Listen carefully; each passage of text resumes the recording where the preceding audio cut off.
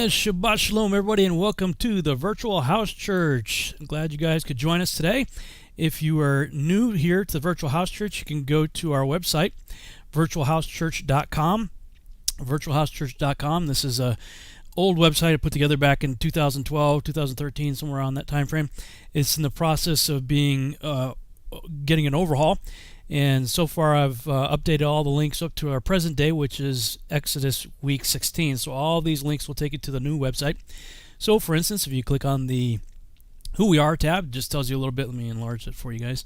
A little bit about Sheila and I. And Virtual House Church Store has the calendars. These are still good until the month of Passover. So another couple months or so.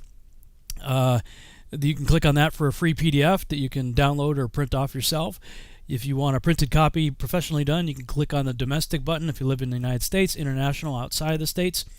And Juan Carlos put together a slightly different calendar, reckons some of the dates a little bit differently.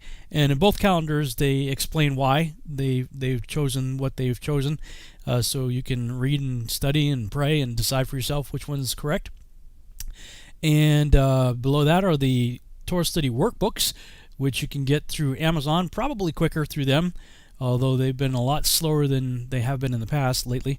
And you can get them cheaper if you go through us. I am currently up to date with all of my orders, so if you've placed an order and you haven't received it yet, just be patient. It's in the mail. Mailed everything out last week, so we are up to date on all of our orders. If you'd like to get it instantaneously, you can click on the PDF versions of them right there.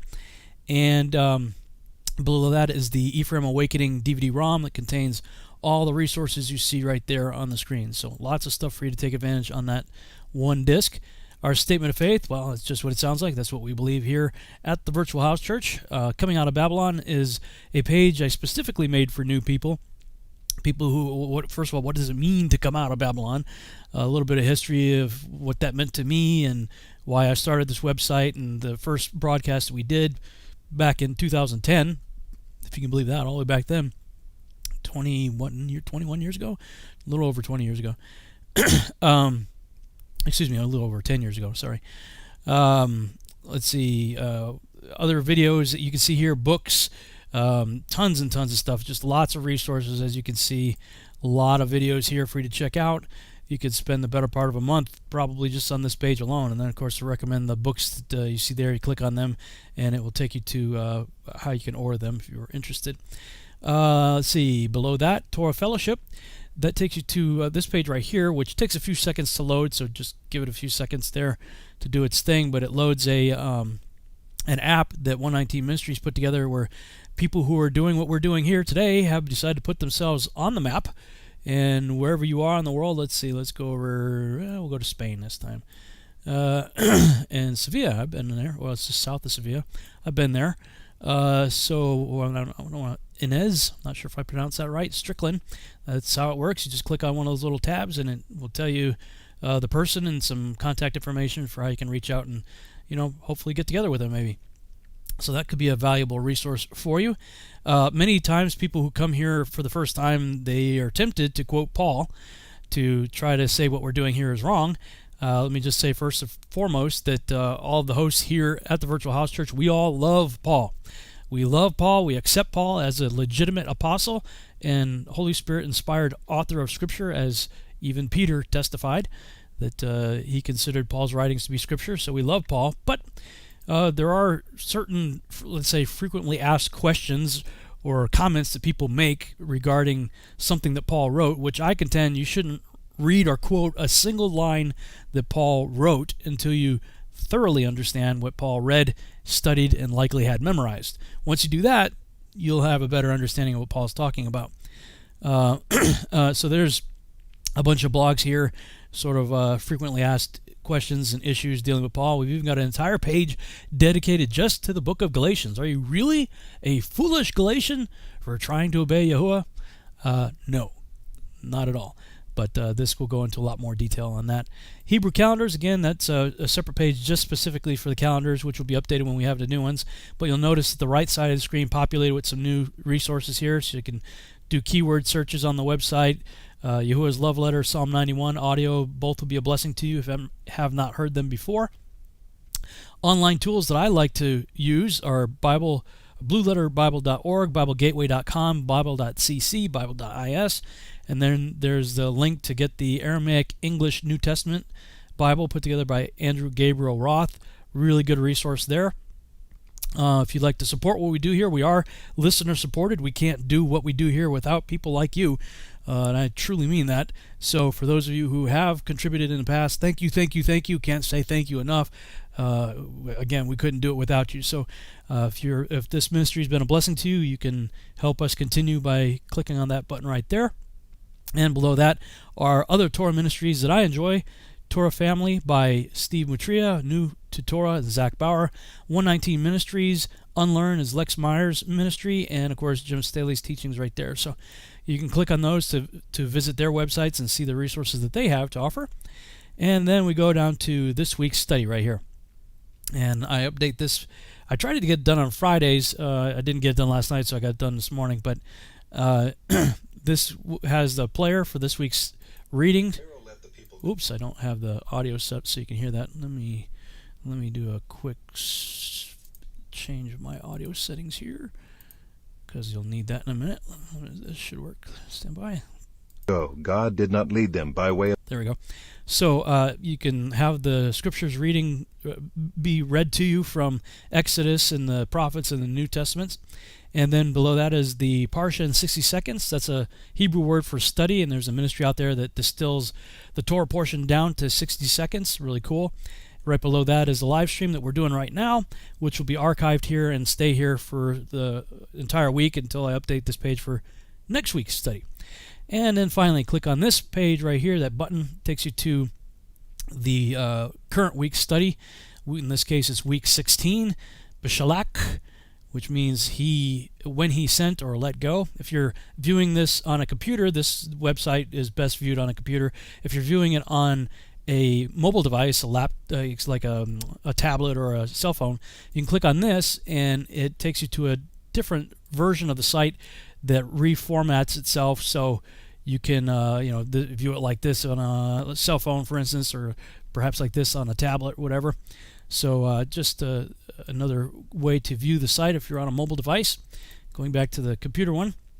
Again, here's the scriptures. It takes you to Bible Gateway if you click on those. And let's go ahead and play the Parsha in 60 seconds. We'll get started here.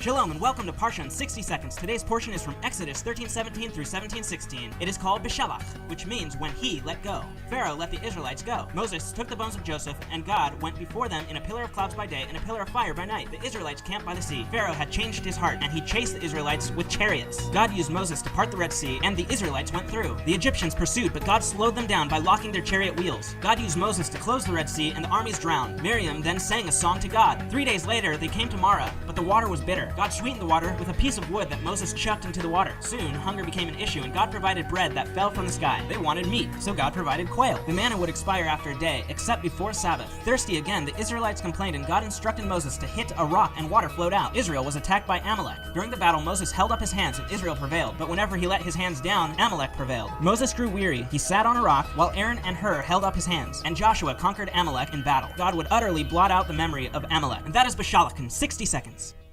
There you go. There's the Torah portion distilled down to 60 seconds. As you can tell, there's a lot going on, a lot to cover in this week's study for sure.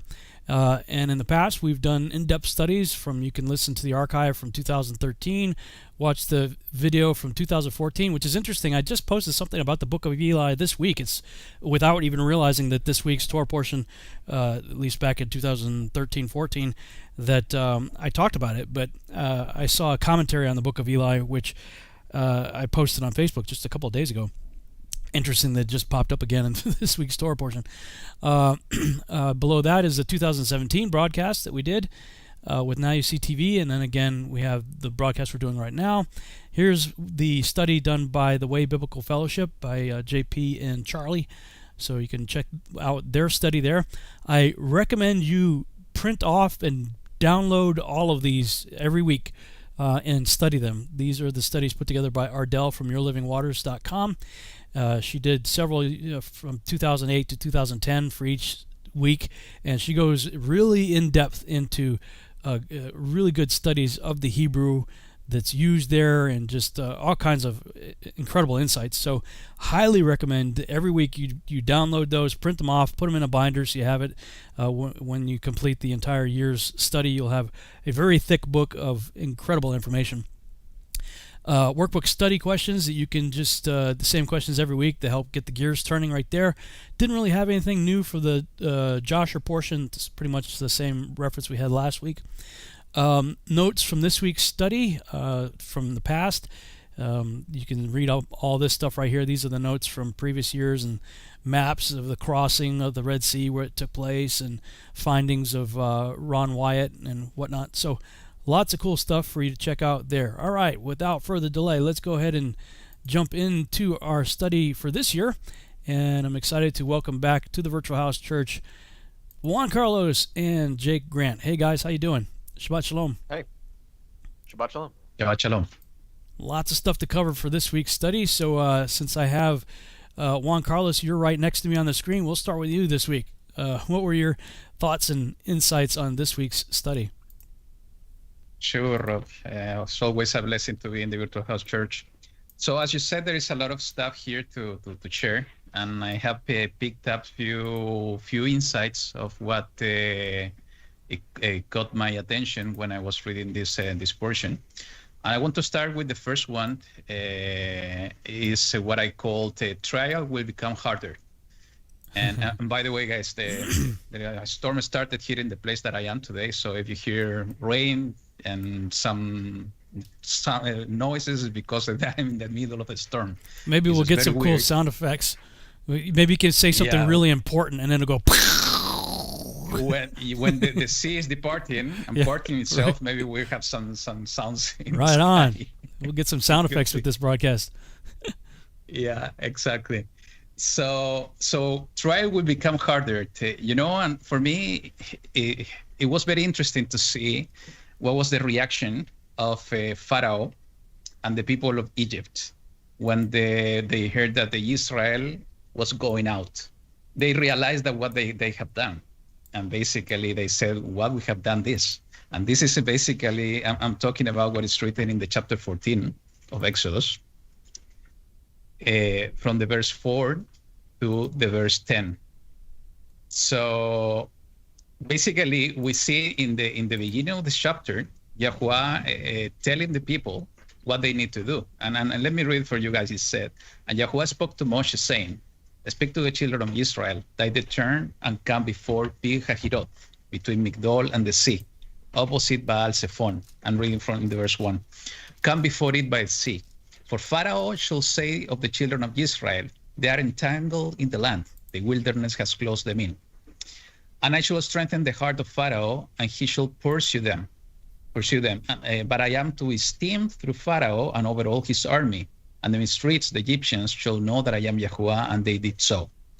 And it continues in the verse 5, and it says, and it was reported to the sovereign of Mizraim, the sovereign of Egypt, that the people had fled, and the heart of Pharaoh and his servants was turned against the people, and they said, why have we done this, that we have let Israel go from serving us? And we continue reading for the next verses. We see what's happening. The heart of all the Egyptians, the heart of Pharaoh, was really hardened by Yahuwah, and they relented of what the decision they made in order to let the people go. So we see that when we start reading the entire narrative of what happened, because this is exactly before the parting of the Red Sea, we see that the people of Israel, when they saw this big army going against them, they were really afraid of what was going on. So when I was reading this, several things and verses popped up on my mind, and this is the one that I want to share. We saw that Israel was under slavery. We saw that Pharaoh didn't want to release them from slavery.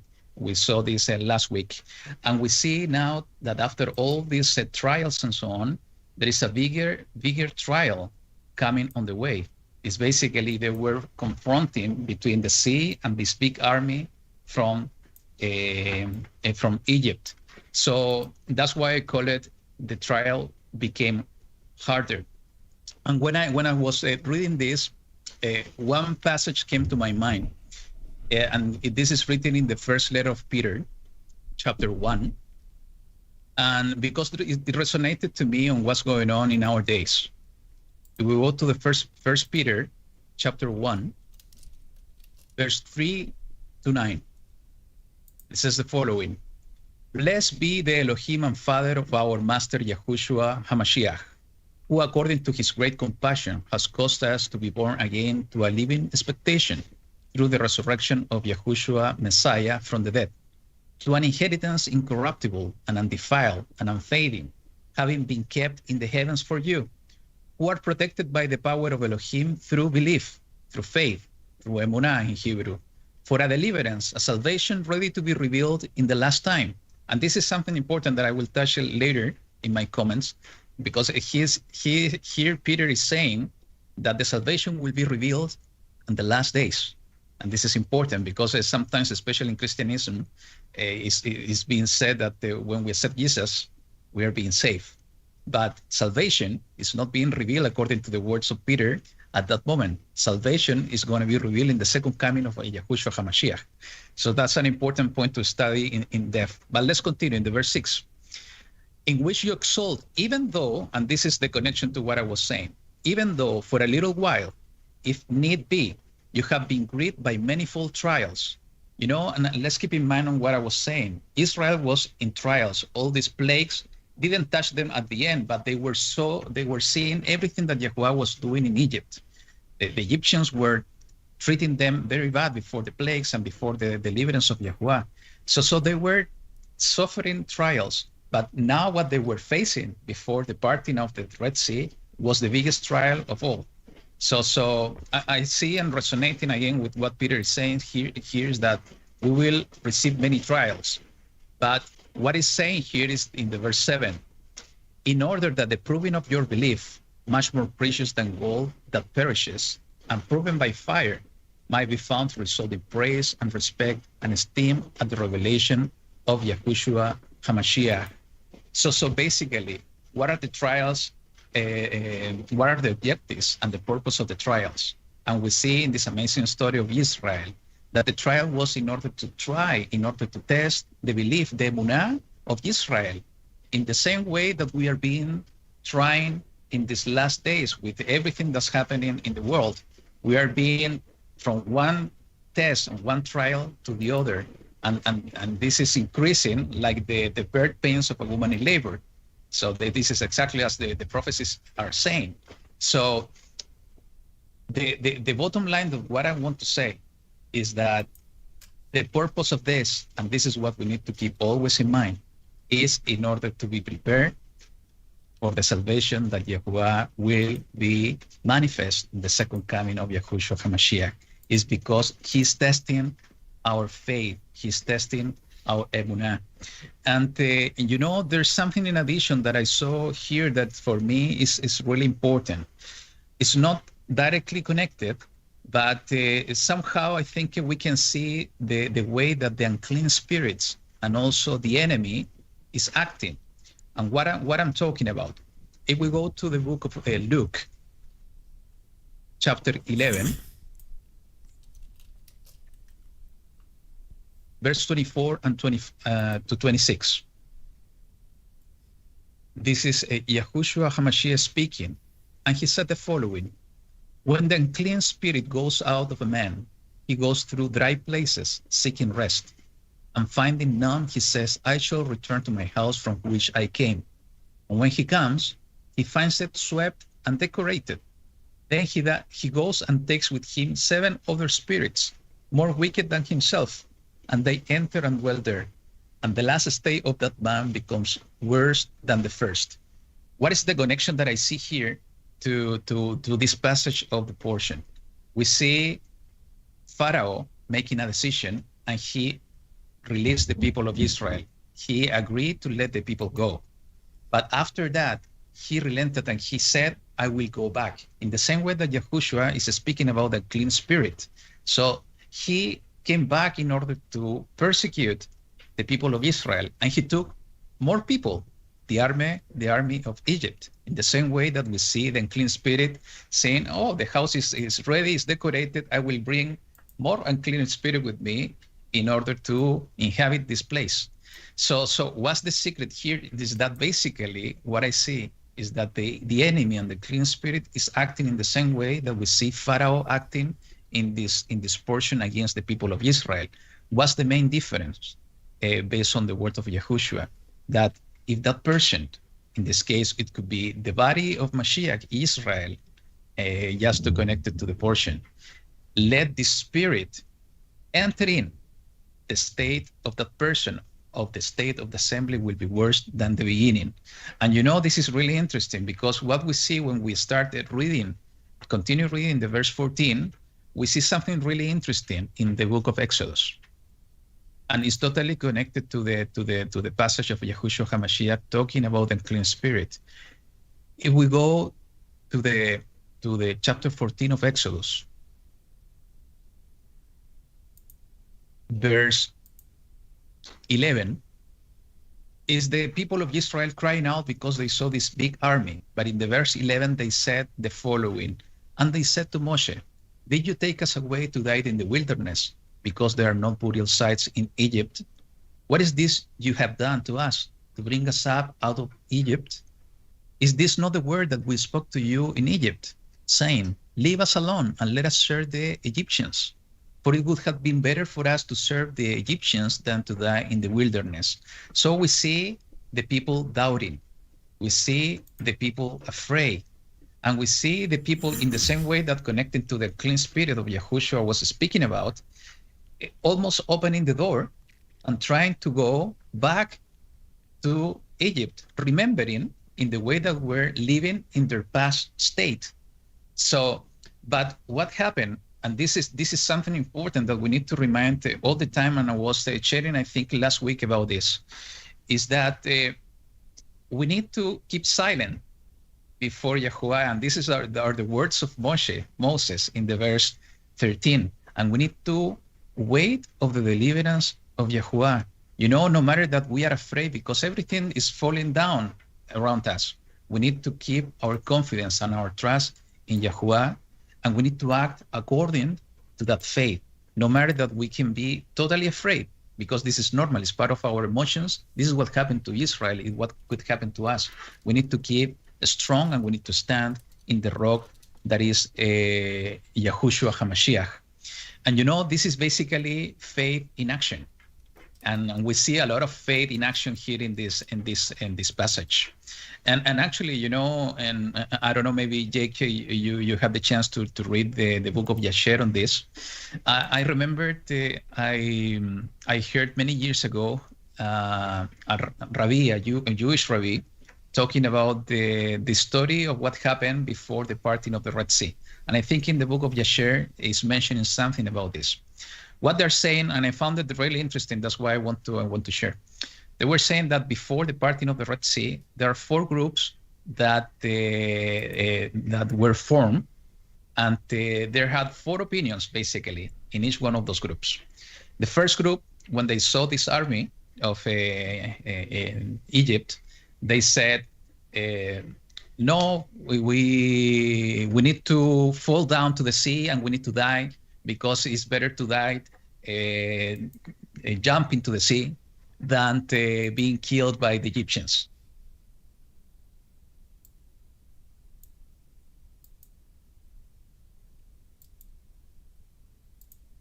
Hello? Juan, you still there? Uh-oh. I think looks like he locked up. Juan, can you hear us? If you can hear us, you are locked up. Must have had that lightning strike happen we were talking about earlier. Yeah, it could be. Well, at least he wasn't in an embarrassing position when he froze up. Yeah, that's a good look for him right there. That's a good that's a good profile picture, actually. I was looking up in Jasher. I was trying to find the chapter he was talking about. Trying to find. I'm looking here in Jasher chapter 80 right now.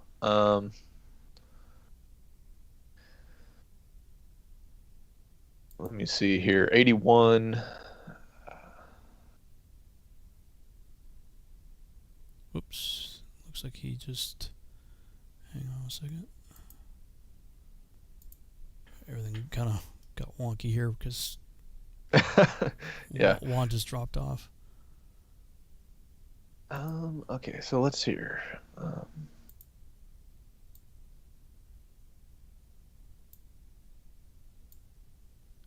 Yeah, I didn't see... well, I had posted chapter 80 a while back on Joshua. But Yeah, I I'm didn't see going through. anything. I'm trying to find.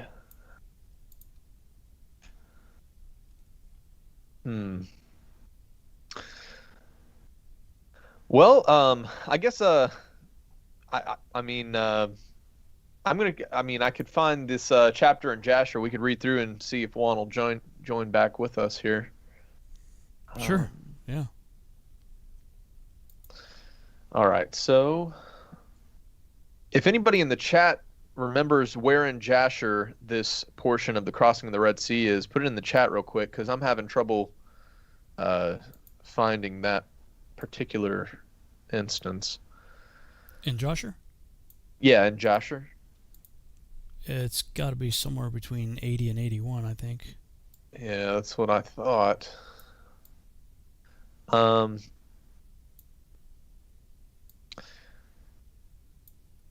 So I did have one comment, in terms of something that happened last week and what our previous Torah portion's topic was on, and I find it really interesting the timing of all this. But have you heard about the news? Of course, a lot of people have probably had it pop up on their phone at least once, but the whole GameStop, all the people challenging the stock market short positions. Yeah, I've seen stuff, but I don't know I don't know anything about it. I've just seen people passing around stuff talking about it. But so, can you tell me what that's about? Like, I don't really. Yeah. So let me set it up for you guys, and why I'm kind of bringing this up, and why I think it's interesting is in our previous Torah portion we had the spoiling of Egypt, and we had all of the Israelites go and ask of their Egyptian neighbors gold and silver, and it was in this way that Yah spoiled the Egyptians when they came out. And they had all that gold for, building the tabernacle and building all the, and a golden calf, unfortunately.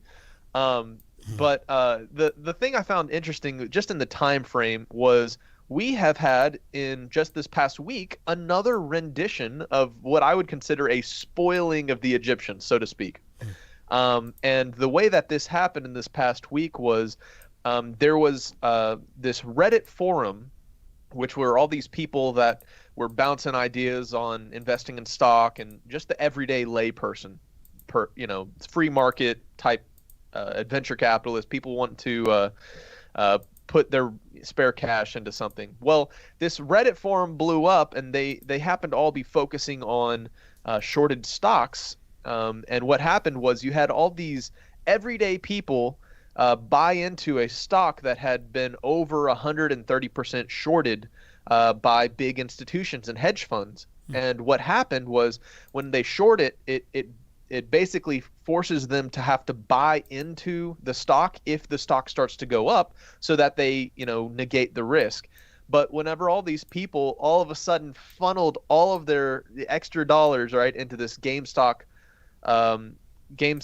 stock, it shot to the moon in terms of price, and there was this massive redistribution of wealth from the corporate world, the hedge fund, the big billionaire world, who were playing a rigged game of the stock market, and all of these everyday people that were part of this Reddit forum, they got a bunch of returns from this investment. And the reason I'm bringing this up is that the Robinhood thing? Was that what it was? Yes. Okay. Yes. So the way people were buying it was through Robinhood, and of course, there's more drama coming out with them limiting people's ability. But the reason I wanted to point this out is it was almost like there was this a spoiling of Egypt, so to speak, in this instance, and it's really closely paralleled with this Torah portion we just read about the Israelites spoiling Egypt. And things like this happen. But I just found the timing interesting. But it made me ask the question, if there is a greater Exodus, right? Is there going to be a greater spoiling of Egypt? And could it be, in an instance like this, where the everyday person starts to call the corruption and the bluff of the current financial system, and they figure stuff out like this out, the shorting of stocks and how it's, a rigged game. And if everybody band together and invested, then, there's a spoiling of Egypt, so to speak. So I wanted to mention that because I found that really, kind of interesting just in terms of our Torah portion and the massive redistribution of wealth in our Torah portion and what happened this last week. Okay, so I found in Jasher the portion okay, so here it is, Jasher chapter 81, and it says, I'm going to start in verse, all right, let me see here. Joshua 81, you said? Yes, it's Jasher 81. Oh, so it's the one I posted, actually. Okay. Okay, so I'll start in verse 22, 81:22. And Pharaoh rose up and harnessed his chariot, and he ordered all the Egyptians to assemble. Not one man was left, excepting the little ones and the women. And all the Egyptians went forth with Pharaoh to pursue the children of Israel. And the camp of Egypt was exceedingly large and heavy camp, about 100,000 men. 100,000 men. Is that a million? Is it? What is it? Yeah. 100,000 is a million. So, okay. All right. And the whole of this camp went and pursued the children of Israel to bring them back to Egypt, and they reached them encamping by the Red Sea. And the children of Israel lifted up their eyes and beheld all the Egyptians pursuing them. And the children of Israel were greatly terrified at them. And the children of Israel cried to the Lord. And on account of the Egyptians, the children of Israel divided themselves into 4 divisions. And they were divided in their opinions, for they were afraid of the Egyptians, and Moses spoke to each of them. The first division was of the children of Reuben, Simeon, and Issachar. And they resolved to cast themselves into the sea, for they were exceedingly afraid of the Egyptians. And Moses said to them, Fear not, stand still and see the salvation of the Lord, which he will effect this day for you. The second division was of the children of Zebulun, Benjamin, and Naphtali, and they resolved to go back to Egypt with the Egyptians. The third division was of the children of Judah and Joseph, and they resolved to go to meet the Egyptians and to fight with them. And I have so many comments I want to make, but I'll keep reading. Yeah. And Moses said to them, Stand in your place, for the Lord will fight for you. You shall remain silent. And the fourth division was of the children of Levi, Gad, and Asher, and they resolved to go into the midst of the Egyptians to confound them. And Moses said to them, Remain in your stations and fear not. Only call unto the Lord that he may save you out of their hands. Just real quick, I find some of these interesting. Like, it's almost like some of the patriarchal tendencies being passed down and characterized as the whole tribe, right? Like Judah was this burly guy we've talked about, willing to go to war, and Joseph also, his son Ephraim. I think there was a little contention of strength between them. It's so interesting how generational things are passed down and manifested in these large groups of people. Okay, so going on, verse 34. After this, Moses rose up from amidst the people, and he prayed to the Lord and said, O Lord God of the whole earth, save now thy people from whom thou didst bring forth from Egypt, and let not the Egyptians boast that power and might are theirs through it. And Moses did so, and he lifted up his rod upon the sea and divided it. And the waters of the sea were divided into 12 parts. And the children of Israel passed through on foot with shoes as a man would pass through a prepared road. And the Lord manifested to the children of Israel his wonders in Egypt and in the sea by the hand of Moses and Aaron. And when the children of Israel had entered the sea, the Egyptians came after them, and the waters of the sea resumed upon them, and they all sank in the water. And not one man was left excepting Pharaoh. This is one of those instances where, I'm kind of questioning, because the canonized text does seem to indicate that they all died, right? Yeah. So this is one of those instances. Let's do a little bit more research and see if this is a contradiction or not. But who gave thanks to the Lord, believed him, before the Lord did not cause him to perish at the time with the Egyptians. And the Lord, so apparently they're saying this Pharaoh went to Nineveh and reigned over it for a long time. So something more to research there. I've not really looked into that, but it does seem like outwardly just a little bit of a contradiction. But anyway, so this kind of leads us on to what I was going to talk about today, and was one of the primary reasons I did not have this chapter memorized, because I was actually studying something else. Verse 43 here in Jasher says, "Then sang Moses and the children of Israel this song unto the Lord, on the day when the Lord caused the Egyptians to fall before them, and all Israel sang in concert, saying, I will sing to the Lord, for he is greatly exalted, the horse and his rider he is cast into the sea. Behold, it is written in the book of the law of God." Oh, man. So this is what I really wanted to focus on for today's Torah portion, and what I was looking into and what I was studying.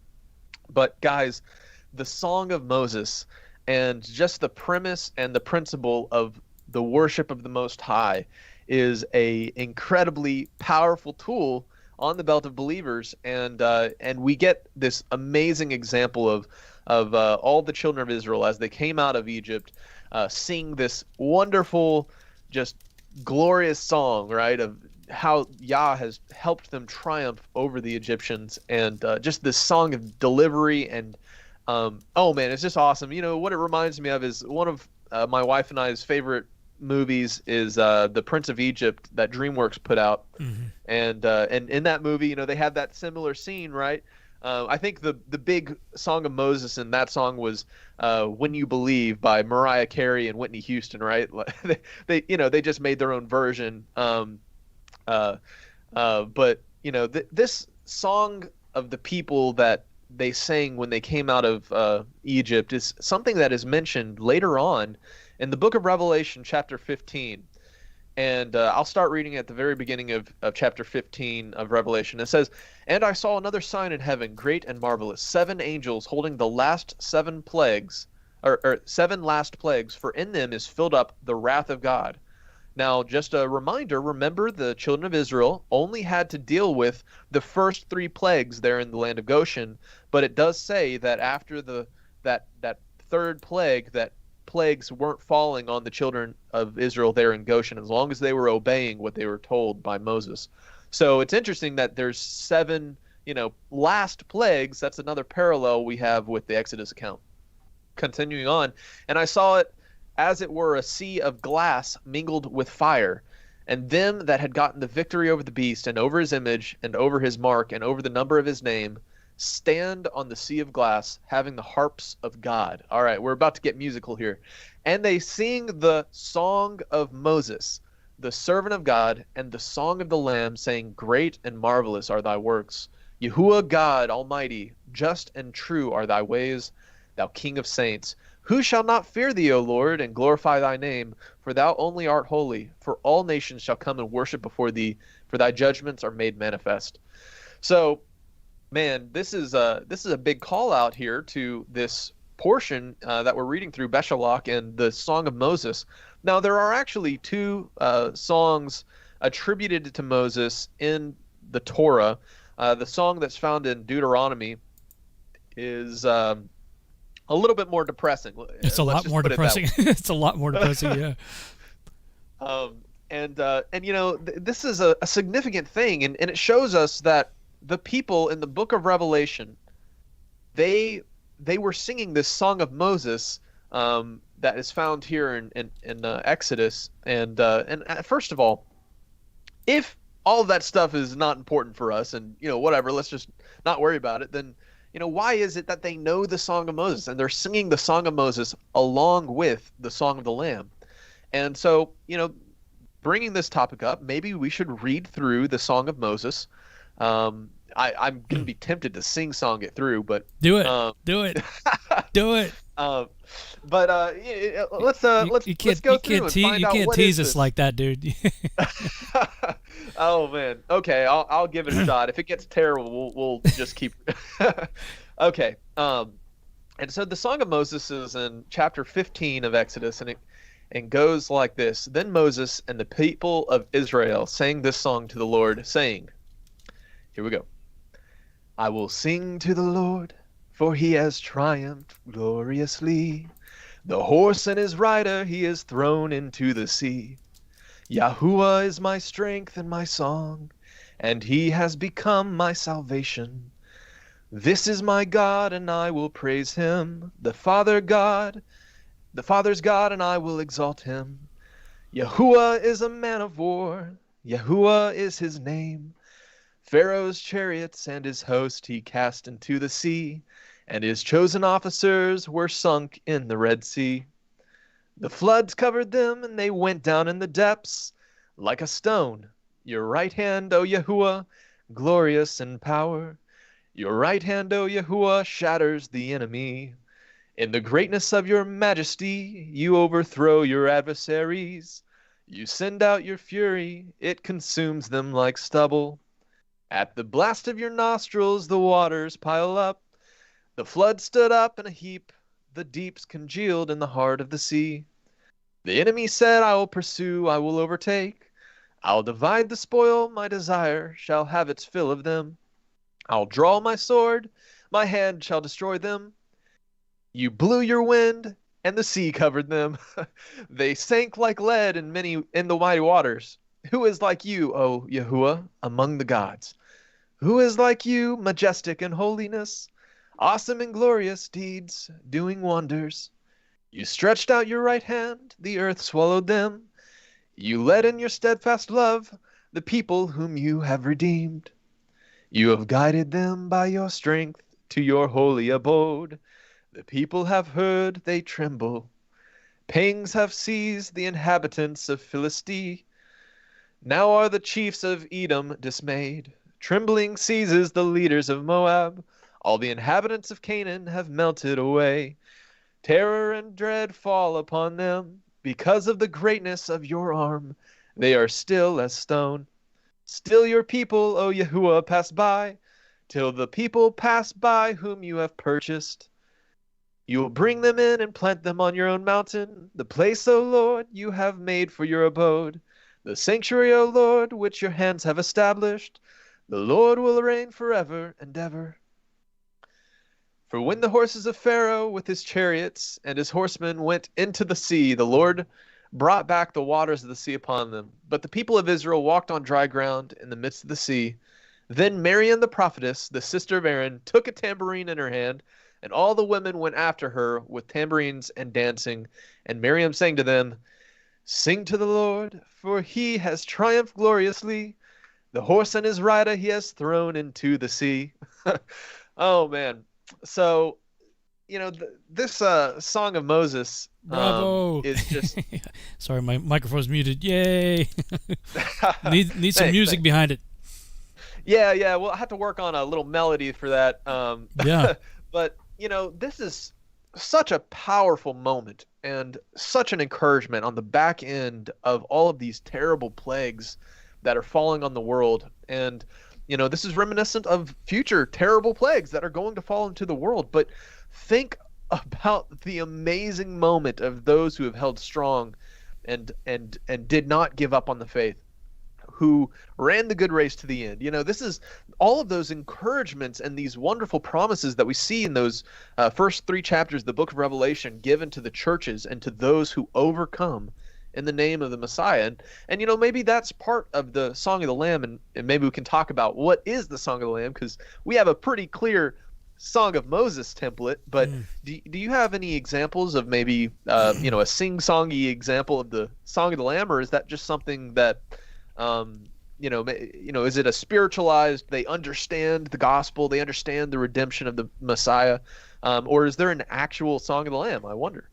Oh, well, it's a Chris Tomlin, Matt Redman song, didn't you know?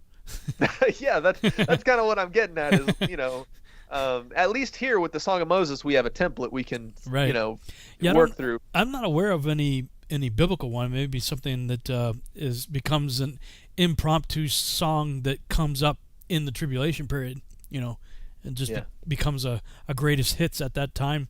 I'm not aware of a biblical version of it. Yeah, it's this is really important stuff, because it does seem to say that it's the people that, it says the servants of God and those who, hold on, Revelation 15, it was the people that overcome. And it's it was the hold on. It was all right. Sorry, I'm missing my place here. But anyways, 15:3. 15:3. Sorry, what verse? 15:3.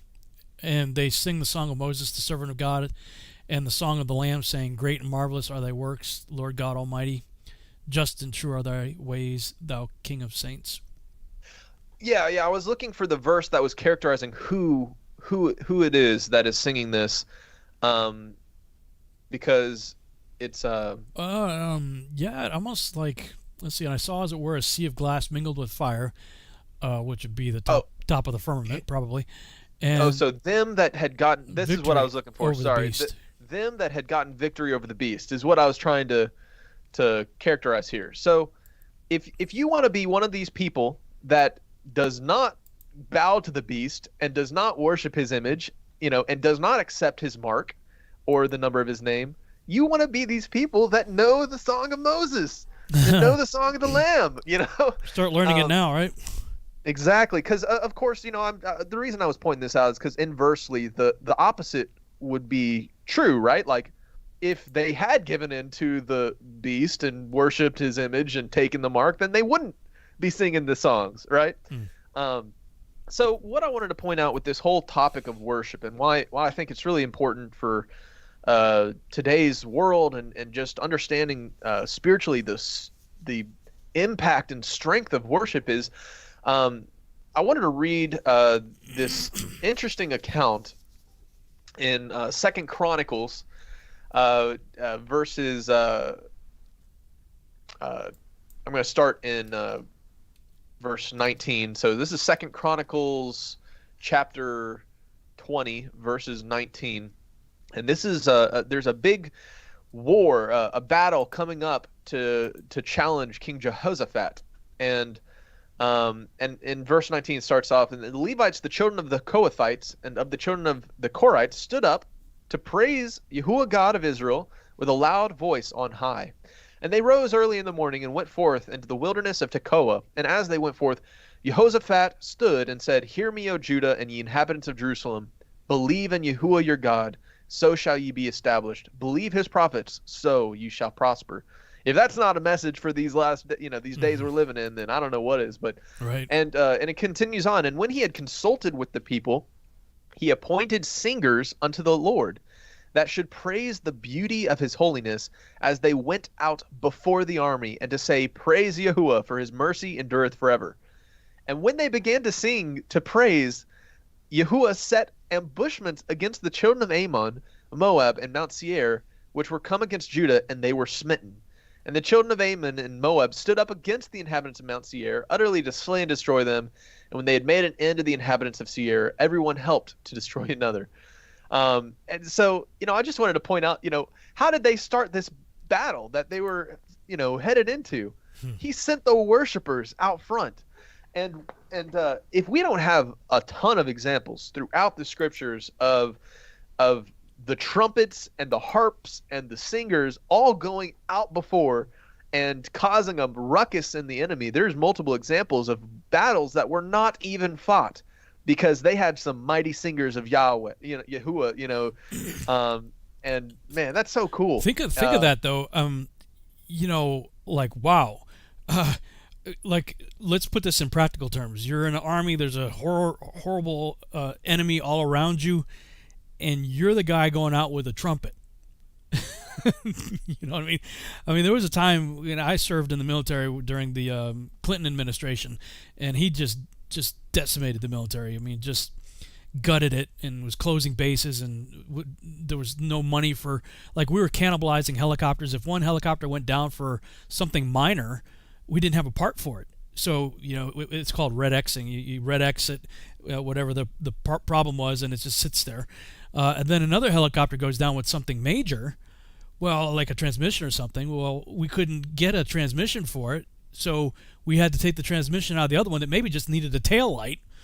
How much does a tail light cost, right? But we had no money, in the budget, so we had to cannibalize that helicopter. And then one time I was sent out on the flight line. We were several of us were assigned guard duty, and they issued us our M16s, but no ammo. So we're like, what are we supposed to do with this, right?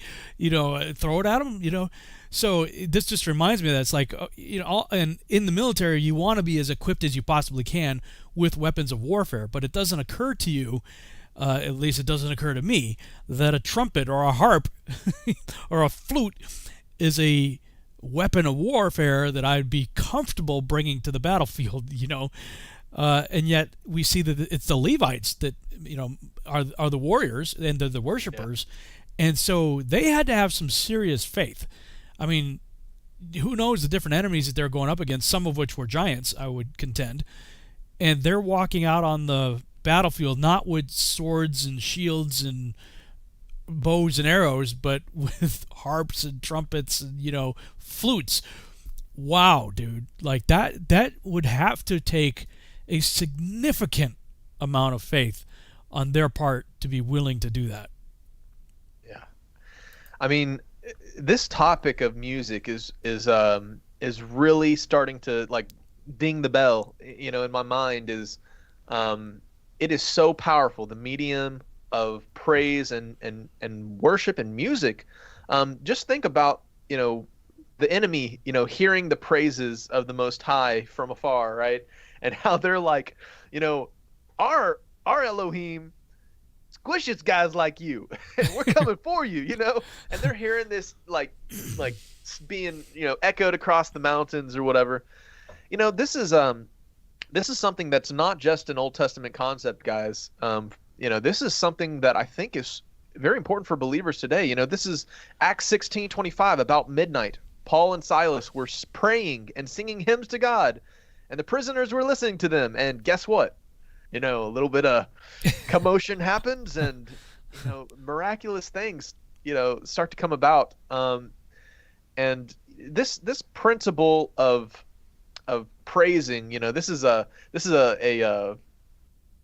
always keep a joyful song in your heart, right? That's I forget which Psalms it was, but the process of praising is something that has really not been expounded upon much. And my father-in-law, Carl Tishner, he actually did a teaching. If you guys are interested in checking it out, it's the all of the different words of worship, and he breaks down what each different word of worship means in the physical action sense of it. And what we come to learn, what I've come to discover after having him share that, we did a show several years ago, but is that there are so many different types of worship. It's mind-blowing. And in our Bibles today, all of those words are translated to the boring word worship. And just to walk you through some of the ones just off the top of my head that he detailed, and I'll find that link to share for you guys in case you're interested. But some of the examples were, there's a word for worship that literally means laying flat on your face on the ground. There's a word for worship that means to lift up your hands pointed this direction.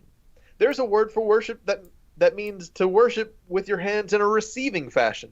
There's a word for worship that means to hit the high note. That there's literally a word for worship. The striper note. Striper.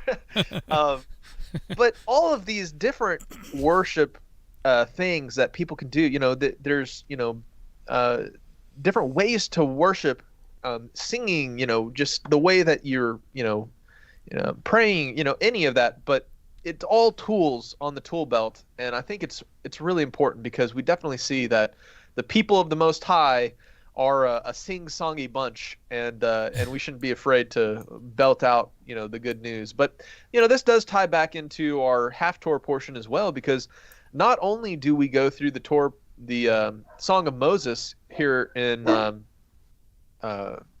Exodus 15, but in the Haftorah portion, we also have the Song of Deborah. Yeah. So this is she's a like sing-songy Torah portion. She's Sheena, man. She's like, whoa. She drives a tent peg through the guy's head into the ground, and then it says, and he died. Oh, duh. No kidding. Yeah. So, I just, I really wanted to focus on this musical aspect of our tour portion this week. And let me read through this song of Deborah and Barak.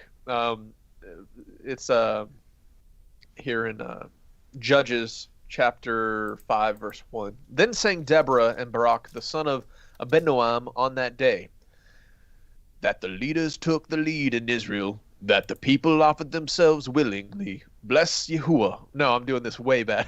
Okay, I was trying to. Okay. Hear, O kings, give ear, O princes, to the Lord I will sing. I will make melody to Yahuwah, the God of Israel.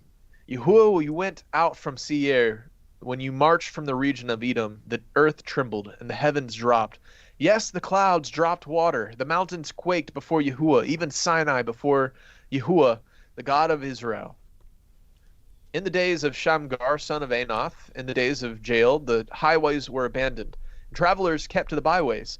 The villagers ceased in Israel. They ceased to be until I arose. I, Deborah, arose as a mother in Israel. When new gods were chosen, when war was in the gates, was shield or spear to be seen among 40,000 in Israel. My heart goes out to the commanders of Israel, who offered themselves willingly among the people. Bless the Lord. Tell of it, you who ride on white donkeys, you who sit on rich carpets, and you who walk by the way, to the sound of musicians at the watering places, where they repeat the righteous triumphs of Yahuwah, the righteous triumphs of his villagers in Israel. Then down to the gates marched the people of Yahuwah. Awake, awake, Deborah, awake, awake, break out in song. Arise, Barak, lead away your captives, O son Abinoam. Then down marched the remnant of the noble. The people of Yahuwah marched down for me against the mighty. From Ephraim, their root, they marched down into the valley. Following you, Benjamin, and your kinsmen. From Machir marched down the commanders, and from Zebulun rose those who bear the lieutenant's staff. The princes of Issachar came with Deborah, and Issachar faithful to Barak. Under the valley they rushed at his heels. Among the clans of Reuben they were great searchings of heart. Why did you sit still among the sheepfolds, and hear the whistling for the flocks? Among the clans of Reuben they were great searchings of heart. Gilead stayed beyond the Jordan, and Dan, why did he stay with the ships? Asher sat still at the coast of the sea, staying by his landings. Zebulun is a people who risked their lives to death. Naphtali too, in the heights of the field. The king came, they fought the kings of Canaan. At Tanakh, by the waters of Megiddo, they got no spoils of silver. From heaven the stars fought, and from their courses they fought against Sisera. The torrent of Kishon kept them away, and the ancient torrent. The torrent Kishon marched on my soul with might. Then loud beat the horses' hoofs with the galloping of his steeds. Curse Meroz, says the angel of Yahuwah. Curse its inhabitants thoroughly, because they did not come to the help of Yahuwah, against the mighty. Most blessed of women be Jael, the wife of Heber the Kenite, a tent-dwelling woman, most blessed. This must have been a musical. I can't tell where the song ends and where the the scriptures begin. Oh man, it keeps going on. There seems like they put the whole album here or something. All right, she sent her hand to the tent peg and her right hand to the workman's mallet. She struck Sisera. She crushed his head. She shattered and pierced his temple. This does seem formatted more like a song. Between her feet, he sank. This is like this is like a rock song. Between her feet, she sank. He fell. He lay still. Between her feet, he sank. He fell. Where he sank, there he fell. Dead. All right. Out of the window she peered. The mother of Sisera wailed through the lattice. Why is his chariot so long in coming? Why tarry the hoofbeats of his chariots? Her wisest princess says, answer. Indeed, she answers herself. Have they not found and divided the spoil, a womb or two for every man? Spoil of dyed materials for Sisera. Spoil of dyed materials embroidered. 2 pieces of dyed work embroidered for the neck as spoil. So may all your enemies perish, O Yahuwah. But as your friends be like the sun as he rises in his might. And the land had rest for 40 years. So, there we go. Deborah also falling in line, sing-songing it away. I really couldn't tell, which part was a description and which part was the song, like I said. But have you seen that guy? There's a guy. He just made me laugh. There's a guy on YouTube. His name is Andre Antunes. Have you ever seen him? He usually takes Kenneth Copeland messages and turns them into heavy metal songs. Oh, really? Wow, that sounds pretty. I'll have to check that out. No, I'll show you just an example of it. Okay. Commercially insured patients may pay as low as $5 for. But he does it for a lot of. He does it for Visit political LinkedIn.com people to and learn stuff too. But he seems to really focus on Kenneth Copeland a lot. He usually starts off with like.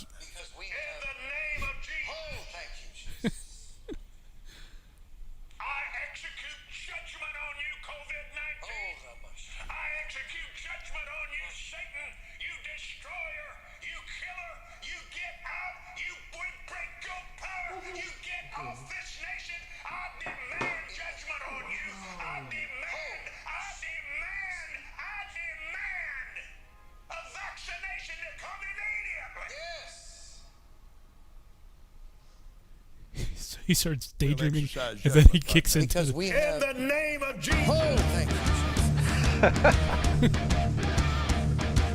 Standing in the office of the prophet of God, I execute judgment on you, COVID-19. I execute judgment on you, Satan, you destroyer, you killer, you get out, you break your power, you get off this nation. I demand judgment on you. I demand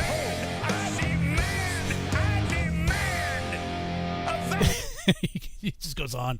I'll spare everybody, but I've spent like half a day watching this guy sometimes because it's hilarious but it's cool, man. It's kind of like he takes his, whatever a political speaker, he tends to focus on Kenneth Copeland a lot, but he turns them into metal songs. So I guess if there's somebody out there, maybe he can take and the Deborah one is probably primed for that, for heavy metal, literally, pardon the pun, right?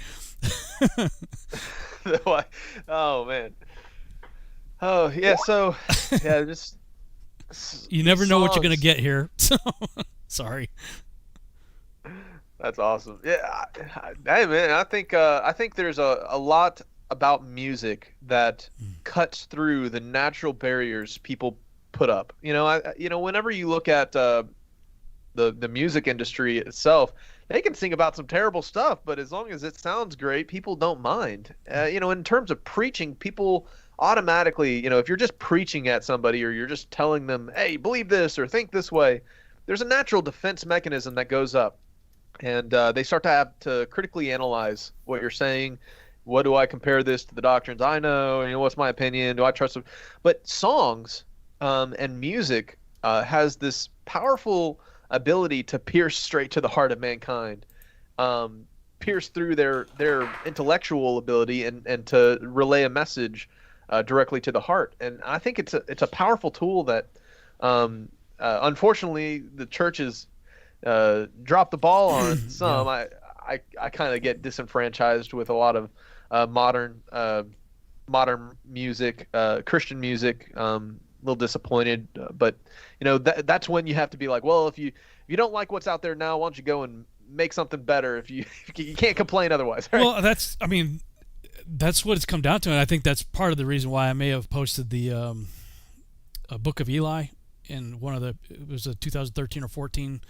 I don't know if you've seen the movie, but I was I was a missionary at the time, and it was one of the head of the missions organization that told me, knowing that I'm into filmmaking and stuff, this person said, Rob, you got to go see this Book of Eli movie. And I'm like, okay. So I took my 16-year-old nephew with me, and I didn't have any idea what I was getting into, and so for like the first 30 minutes of the movie, I'm wondering, did I hear him wrong? Did I come to the wrong movie? Because it's a very violent and F-bombs and I'm not a prude by any stretch of the imagination, but I'm thinking this missionary guy told me to go see this movie, and I got my 16-year-old nephew here. I'm like, what am I getting into? But then as the movie progressed and you start to see what Denzel Washington's character is about and the story as it unfolds, man, I gotta tell you, by the end of the movie, like my jaw was on the floor. I'm like, did I just see what I thought I just saw, And I kid you not, my 16-year-old nephew, without any prompting from me, turns to me and says, man, this movie makes me want to read my Bible more. And I'm like, what? And he took his Bible to his secular high school the next day And my niece, who was about the same age, had the same reaction to that film and got other friends of hers to watch it with her, And I'm going, I'm not necessarily advocating for lots of violence and blood and guts and swearing and stuff like that, but they captured something in the method. That's what I'm focused on, the methodology by which they did this. Like, I'm like, that's what we've got to capture that if we're going to be culturally relevant, whether it's with music or with any form of media, really. And if this last year didn't show you how powerful media is in influencing culture, I don't know what will. I mean, 2020 and now 2021 are literally the poster childs for the power of media to influence the masses. And we're missing it in the Christian, because we say, oh, we're going to make a Christian movie, and the world goes, wow, isn't that cool? They have their own movie. They don't go see it, and the other problem that we have is that we never have any money to do anything with it. Christian, somebody was just posting, because I posted on Facebook that Book of Eli, and somebody else who I know who's really into the same kind of thing, reaching the world with media. He's like, yeah, but Christians don't seem to get it. They throw all the money at the world. We see in this Torah portion what happens. The world gave the money to the righteous. The wealth of the wicked stored up for the righteous. It's not, Sheila laments it. I lament it all the time. It's like there's so much garbage out there on Netflix and everything. We cancel Netflix, but, all these media platforms are just full of garbage. But it's like the world says, hey, I need, $50 million to make garbage. Here you go. There it is. Like money falls out of the sky for the world to make garbage that has an influence on people. It's wickedness. It's like, come on, body of Christ, we've got to wake up, and we've got to stop giving the money that we, contribute to them and put it into Christian media so that we can have the kind of influence on the world that we need to have. Anyway, I get on my soapbox on that all the time, but something's got to change. Yeah, I mean, I think that's the Book of Eli is a great example, and you were like, they're dropping bombs, F-bombs and cussing, and is this the right movie? Well, it always makes me wonder, if you took a videographer team, right, and took them back in time and took them to some of the events in the Bible right. and you documented the scriptures as written, right? People today, Christians today would think it's, turn it off. It's yeah, you couldn't make the Bible. Like, I mean, you want to talk about, I mean, it's got everything in there. Sex, violence, lots of violence. I mean, it's like the TV series Vikings. I mean, lots of throughout the Old Testament, the judges and everything. And it's like, man, I mean, there's so much of that in the Bible, but it's part of reality. It's part of life. Now, I think there's a way to show it without showing it. Yeah. Maybe a PG-13 way of producing it. But I will say this. I have to watch my own tongue. I grew up in New England. The F word is it's an adjective. I've told this story before where I had been a missionary for about 5 years, and I went back to Massachusetts to visit some friends. A friend of mine got honored. His business got honored for Business of the Year, and I was one of the founders that helped him, build that business. So he invited me up there for it. And I hadn't seen these guys in a few years. I've been on the mission field, and I get there, and they're like, "Hey, Bob, what have you been up to?" I said, "Oh yeah, I'm a missionary now. I'm traveling the world doing this." And they're like, "Wow, no F&S, man. That's effing awesome, dude." And I'm like, because I've been this Christian bubble, and then it occurred to me, it's like, these guys don't even know what they just said. They're not cursing you. They just, it's been adopted as part of the vocabulary it's an adjective for everything, and same thing in the military. And so, growing up with over 30 years of that in my life, look, I'm just confessing that's one of the reasons why I have to wear C-seats, because it becomes an issue. But to be fair, we're the only ones thinking about that. A Christian goes to see Book of Eli, and they're like, "Oh, it's too many F-bombs." The world goes to see it; they don't even hear it. It doesn't. It's like, hello, they don't even hear it. We're the only ones flipping out about it. So anyway. Yeah, I mean, it's just about I think the whole analogy of media and influencing the world can be tied to the very examples of the Messiah's ministry, in the New Testament. Is he wasn't just straight flopping out the facts for people and just just preaching at them. He was telling them truths in parables, and it's almost like he was kind of giving us an insight into the best way to reach the masses that don't get it yet, right? Because, like I was saying, whenever you just are preaching at somebody, they automatically have these defense mechanisms come up, Right. but whenever you tell somebody a story, or whenever you tell somebody, you sing them a song, Bingo. it opens the door for them to understand the underlying truths that really cut to the heart of the matter, because it gives them practical examples. It gives them all sorts of things that help them understand a deeper relay of information, right? And I think this is kind of comes back over to this music topic, and our Creator is the Creator, right? He's the one who gives inspiration to who He will, and unfortunately, I think sometimes believers we bury our talents, and then the other side, because they have other ulterior motives, they grab hold of their talents that are also God-given, and they use them for the wrong reasons. Yeah. And there's you talk about breaking down barriers with music and whatnot. One time I was working on, as a helicopter mechanic, whenever you did work, you have to had your work would be signed off by a technical inspector. So the mechanic would do the job, he'd sign off on it, then you go to the TI, technical inspector, and he'd come and he'd take a look at it, make sure the tolerance is right and everything's buttoned up the way it's supposed to be, and then he would sign it off. Well, this one time the TI came in there and I was jamming in the hangar to Petra. And there was a song, I think it was on their Beyond Belief album, I think, called Seen and Not Heard. Seen and Not Heard. Sometimes God's people should be seen and not heard is the chorus of it, but just and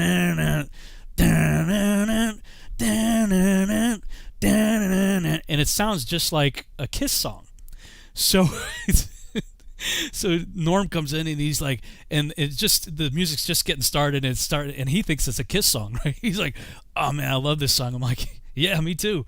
Yeah. And then of course as the lyrics start going, he's like, what is this? But it was an opportunity to have a conversation, and what was that song about? Sometimes God's people should be seen and not heard. I mean, we should, we do a lot of talking, but we should walk the walk, kind of thing. Yeah, I like that Petra song. We are strangers. Oh yeah. We are aliens. That's old Petra. That's Greg X Volt's Petra. Yeah. Yeah, I had a vinyl album that had that song on it, passed down to me from my parents. Well, so that was the main thing I really wanted to focus on.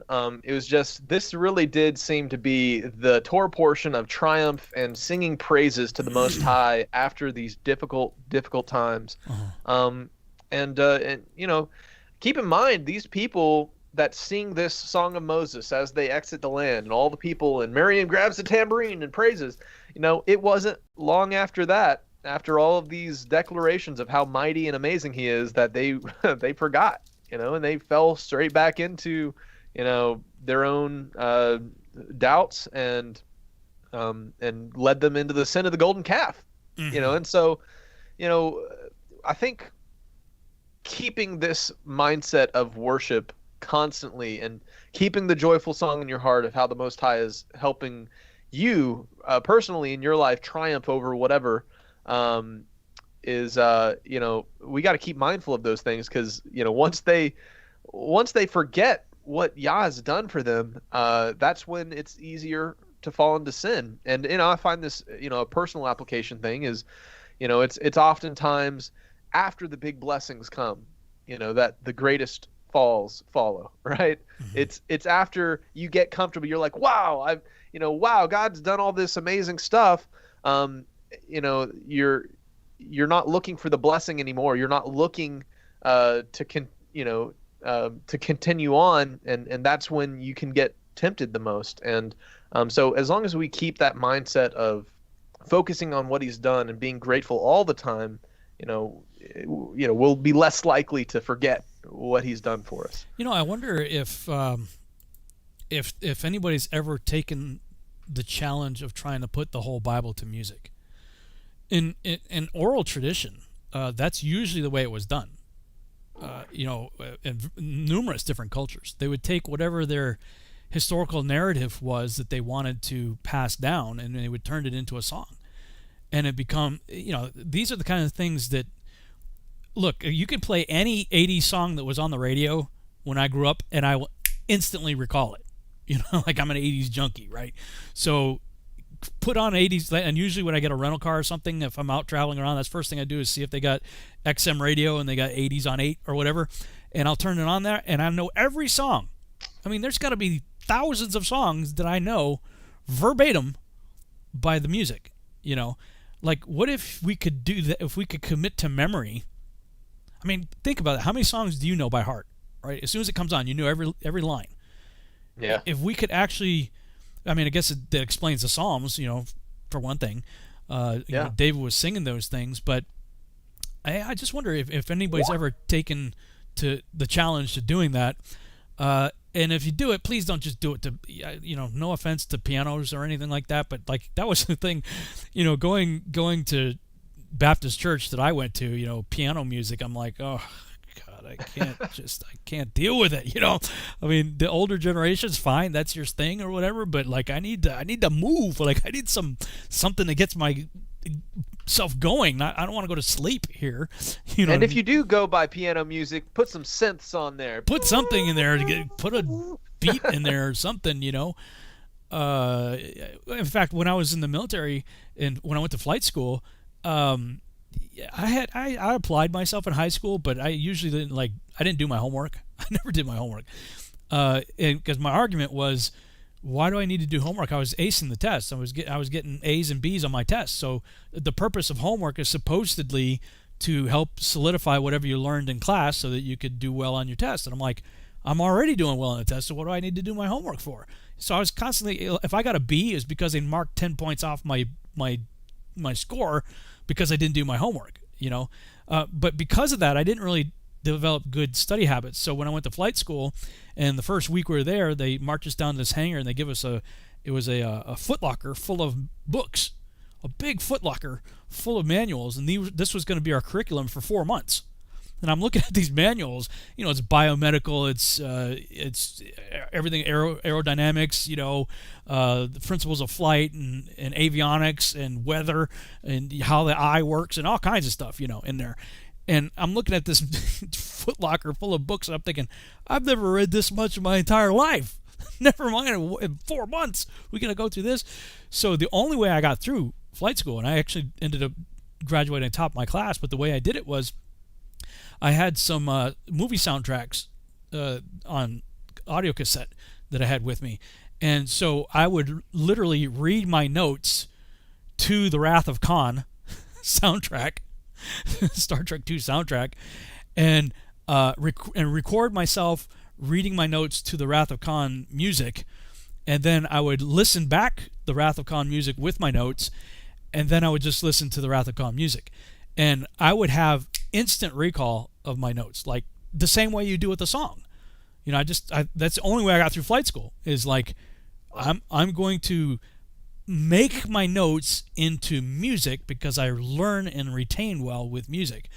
And so maybe that's maybe there's something supernatural to it that embeds a concept into you, into your mind, into your heart, into your being, driven there by music. I mean, certainly Satan has been using it to his advantage, and I always say you don't make counterfeit $30 bills, right? You make counterfeit $100 bills. You only counterfeit something that's real. So if secular music is the counterfeit to what is real, we're missing it. I mean, there's some, I think, that get it, and I mentioned like Chris Tomlin and Matt Redman earlier, and the Passion CDs that came out a number of years ago. They came out.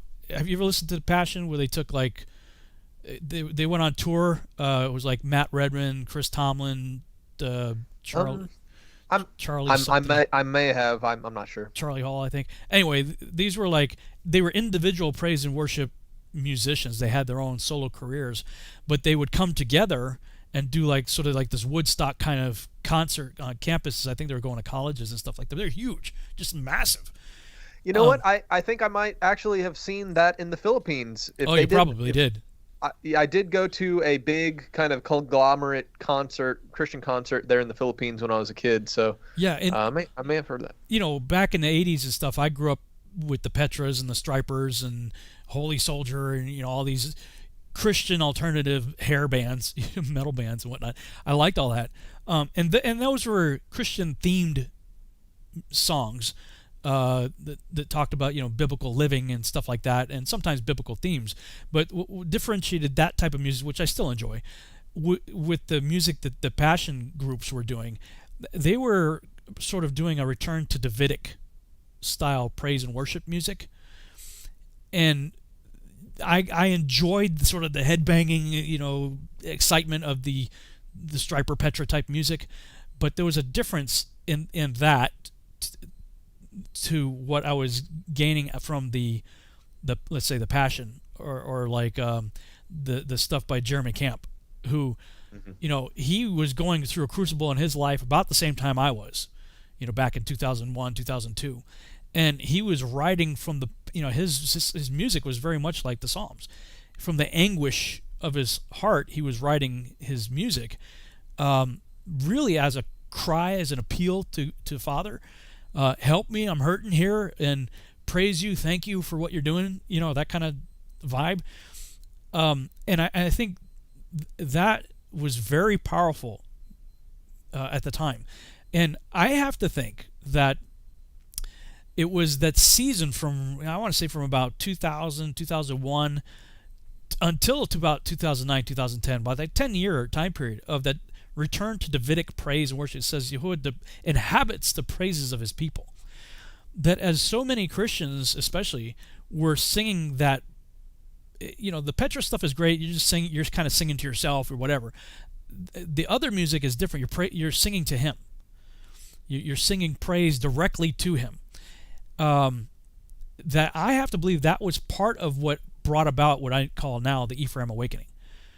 That there was just an explosion. After 10 years of that, there was this explosion of that map that I showed at the beginning of the broadcast.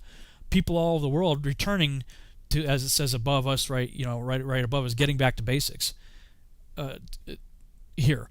So, you know, where do we go from here? I mean, I suppose we continue that type of music, but I mean, if we're going into a greater exodus, if we're going into a tribulation period, the armies of God, as we pointed out earlier, were led by the praisers.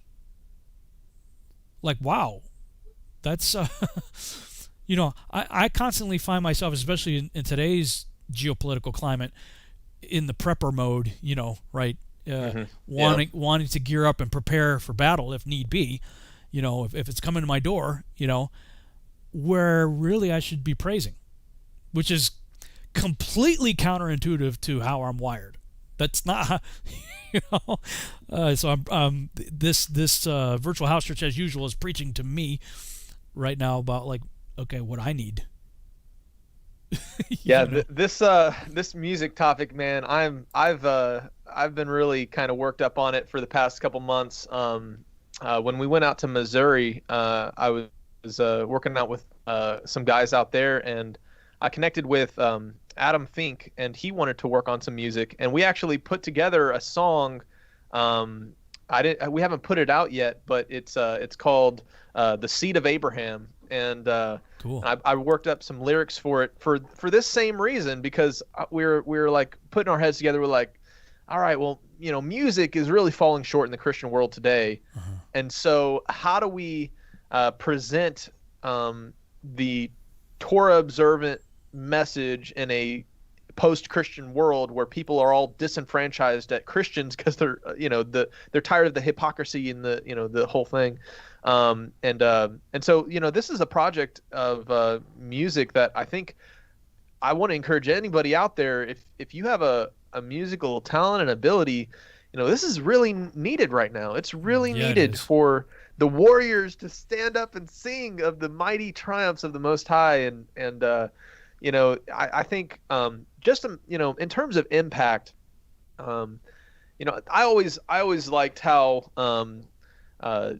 different movements through history seem to be kind of backed up by I guess music. The first thing that comes to mind is kind of like the like reggae music, right? They were very political in their music, but their music characterized kind of the movement of people, challenging, the oppression in their government there.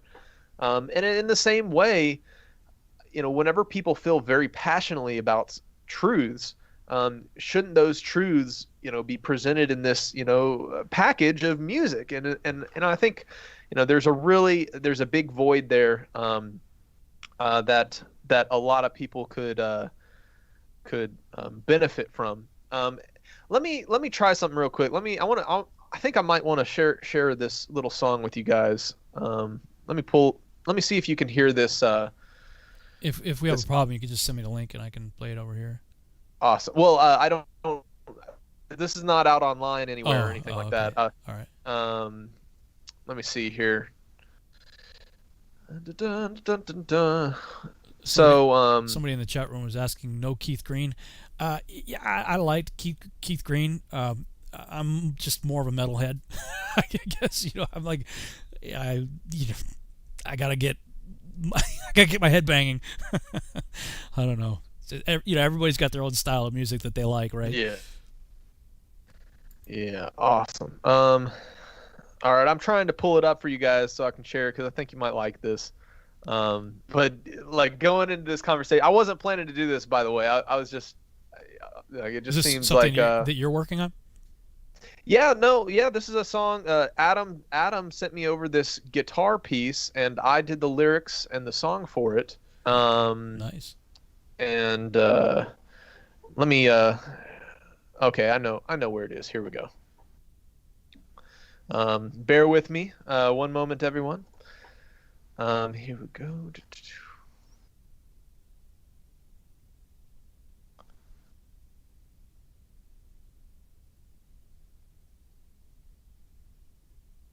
Okay, so can you hear this? No. Okay, can't hear that. Are you running through a mixer? Yes. You might change your computer settings, your sound settings to whatever is it a USB mixer? Yeah, I'm gonna have to do another reroute thing here. While I get this set up, do you want to maybe share any your other thoughts on the Torah portion? Actually, let me switch cameras here. The workbooks have a lot of room for you to take notes and highlight and stuff. And I was just going through the notes that I did, over the last few years on this portion. I had a whole lot of this one highlighted and underlined and notes and stuff like that. And in chapter 13, I'll just kind of go through my notes while you're going through that. But in chapter 13, I was where it talks about, and it came to pass when Pharaoh had let the people go that God led them not through the way of the land of the Philistines, although that was near. Because if you look at the path that they took at the Exodus, they didn't go to the direct route. It would have been just go like northeast. They headed almost directly east. But he had them do that because he said, although it was near, but for God said, lest peradventure the people repent when they see war and they return to Egypt. Like he didn't want them immediately encountering giants and like freaking out and like running right back, So I made a note. The Philistines must have been very powerful. I said, note also 1 Corinthians 10:13 through and 14. Which what is that? 1 Corinthians. That seems like that's these things happen to them. I think 1 Corinthians. Let me look it up. Right. 1 Corinthians 10.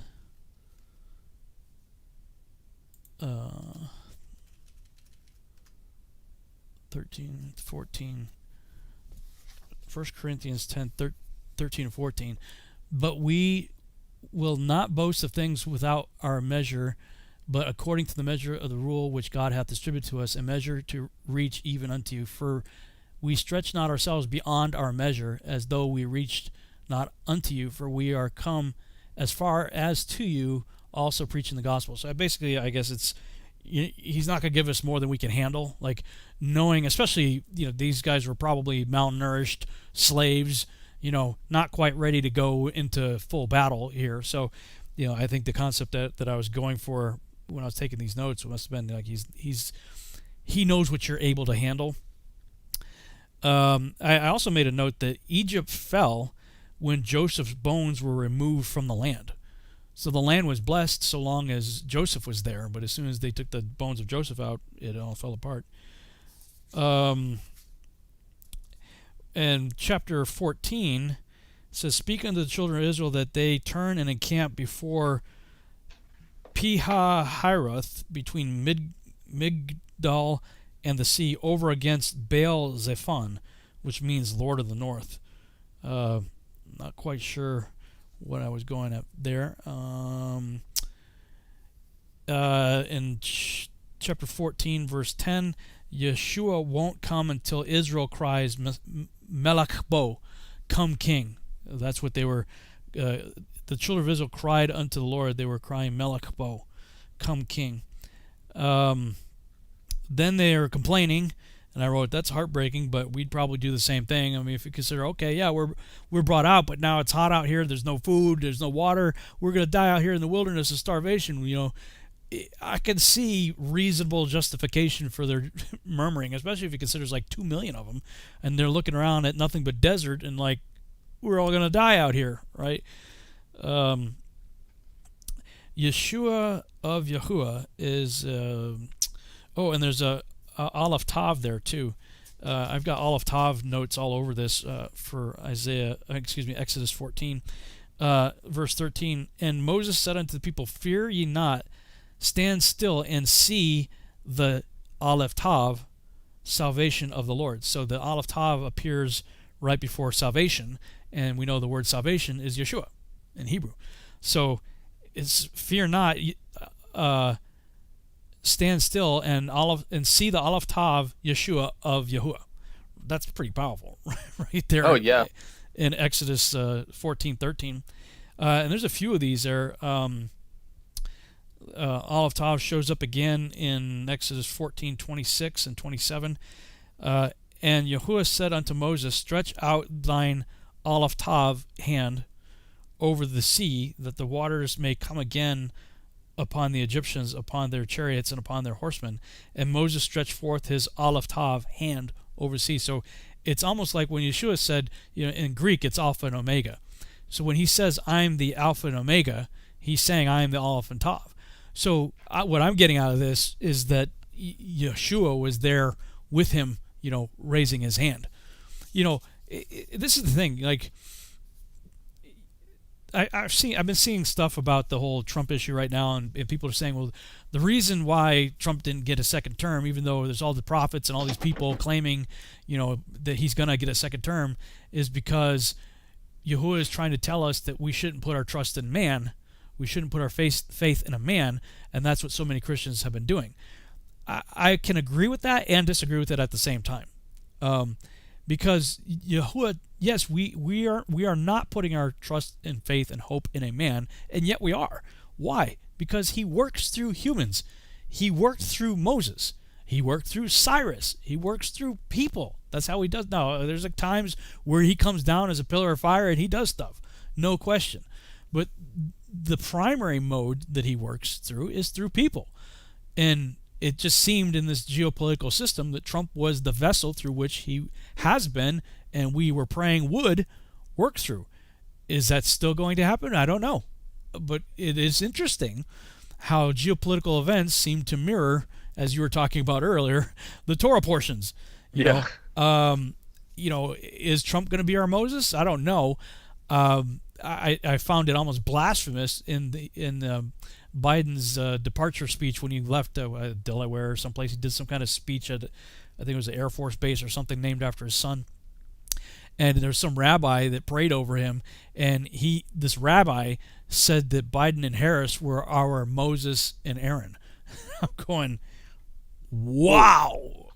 How that, like, that's just ridiculously blasphemous. But if you've been anybody's been paying attention to geopolitical events and what's happening in this country in particular, and the 30-something executive orders that, I'm just going to say, B-Boy has signed in 1 week, and how horrific they all are, clearly he's not playing the part of Moses. We're about to find ourselves in a situation where, you know, we're being forced to work with no food, you know. Anyway, I don't want to turn this into a political soapbox, but yeah, it's a big difference between the two administrations. I'll just say that. Nephilim look like show up in verses 14 and 15. The people shall hear and be afraid. Sorrow shall take hold on the inhabitants of Palestina, and the dukes of Edom shall be amazed, and the Geborim, the mighty ones of Moab.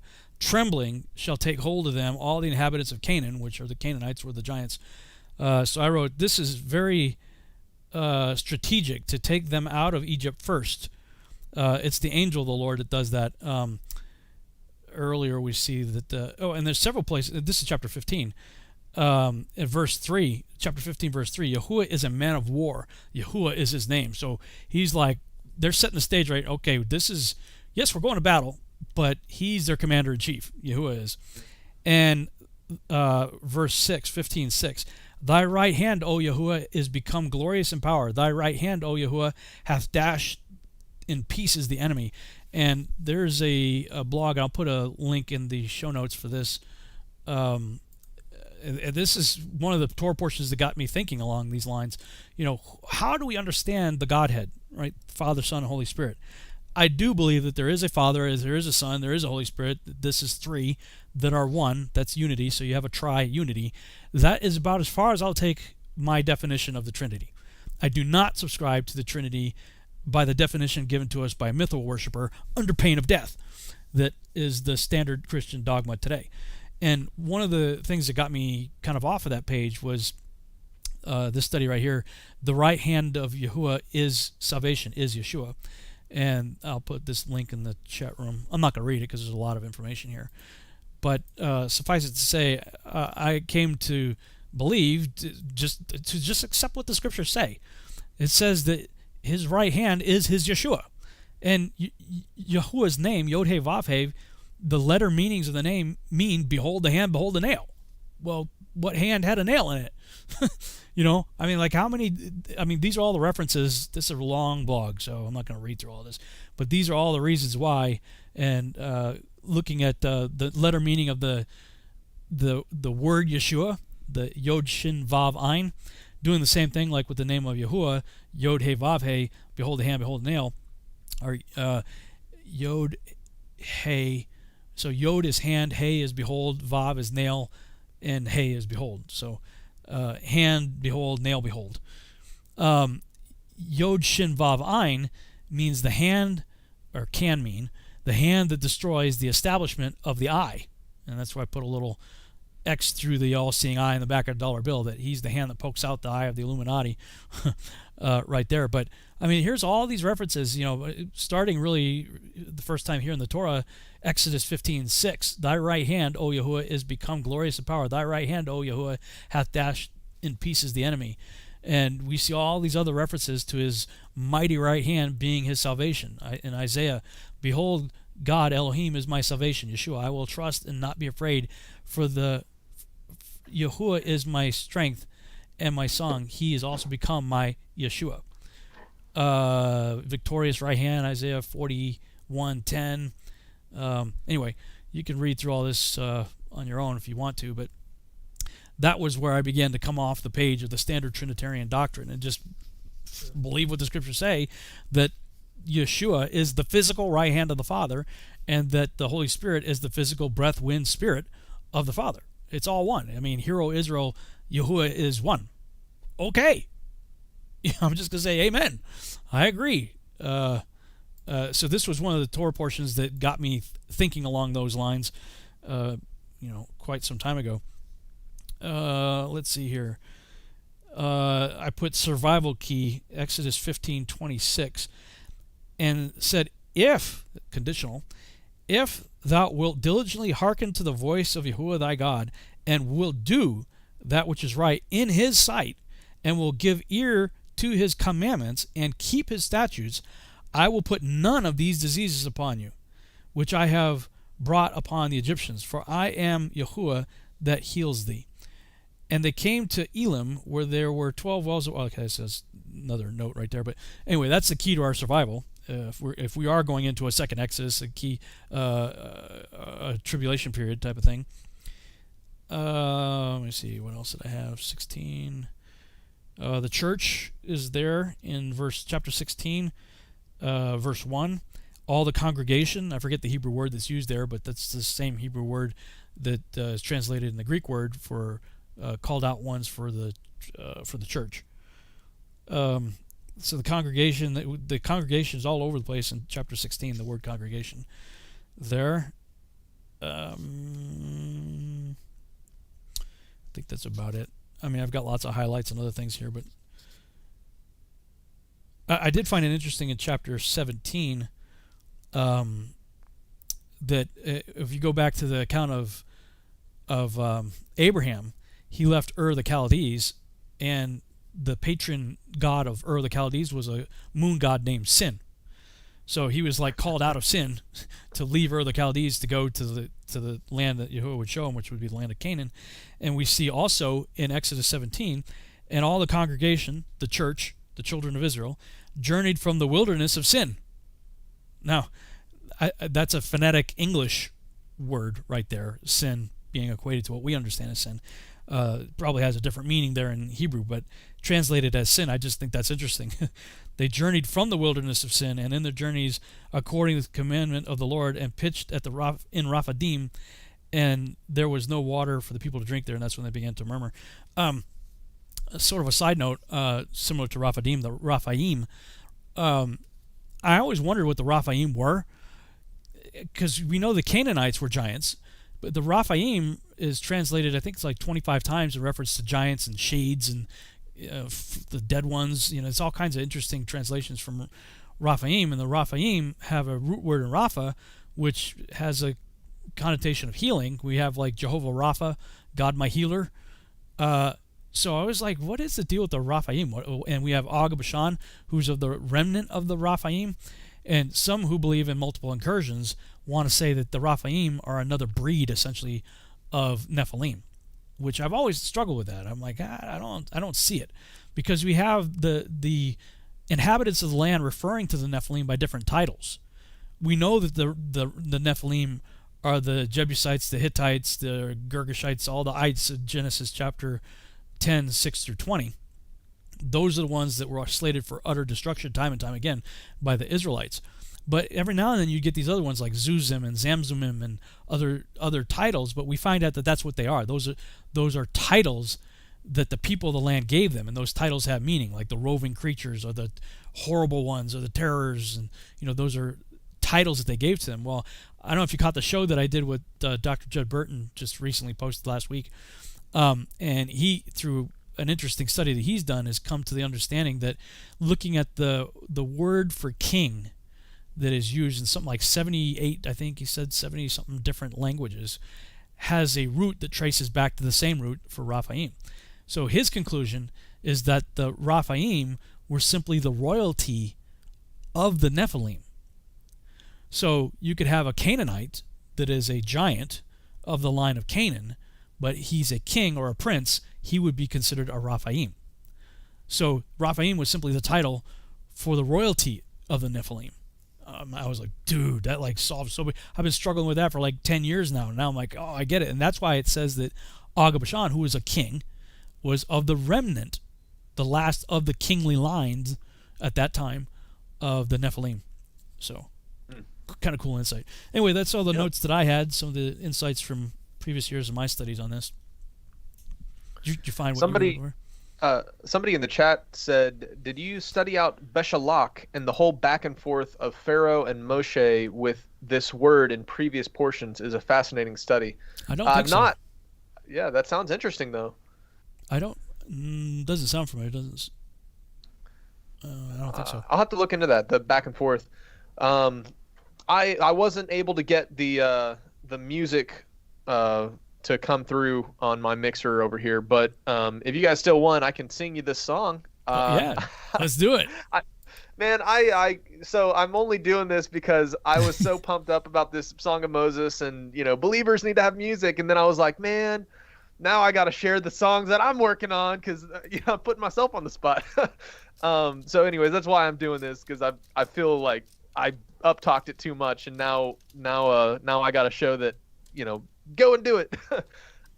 Okay, so here's this is shout out to Adam Fink. He's done the music part of this, and eventually we'll have it put out for people to listen to.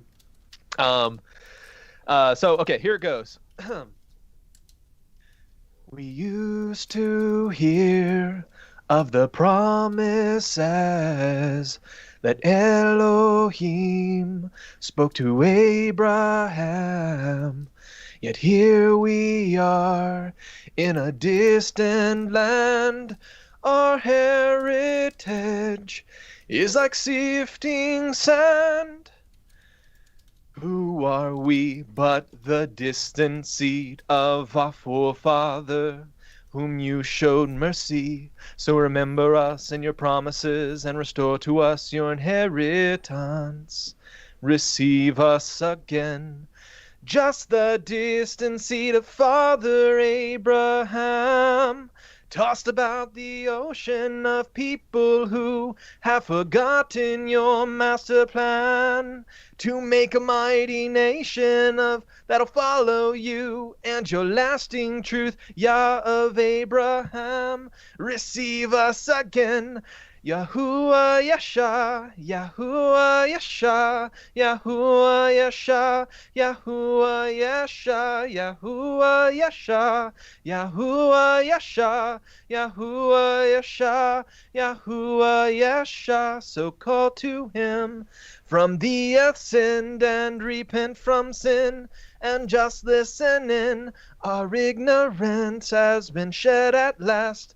Now we seek out all of the ancient paths. You split the sea and make the blind to see. You are the mighty El, and great in mercy, great in mercy. Yahuwah Yasha, Yahuwah Yasha, Yahuwah Yasha, Yahuwah Yasha. You make the donkey talk and the lame to walk. Yah of Israel, receive us still. All right. That's awesome, man. So yeah. Anyways, we'll put out an actual song here soon once we get it work together. But yeah, right on, dude. I just wanted to encourage people. The last last year, I did like a little thing called Noob Worship for a while, and the whole purpose of that was to show, look, I stink at guitar playing. I'm not that great. I don't really know these songs, but just putting your abilities and talents out there for Yah to use is something I wanted to encourage people, and I really wanted to focus in on this music thing because it is so needed in our community. Really good worship, spirit-filled, just like mighty songs of Moses, and it doesn't just have to be one person.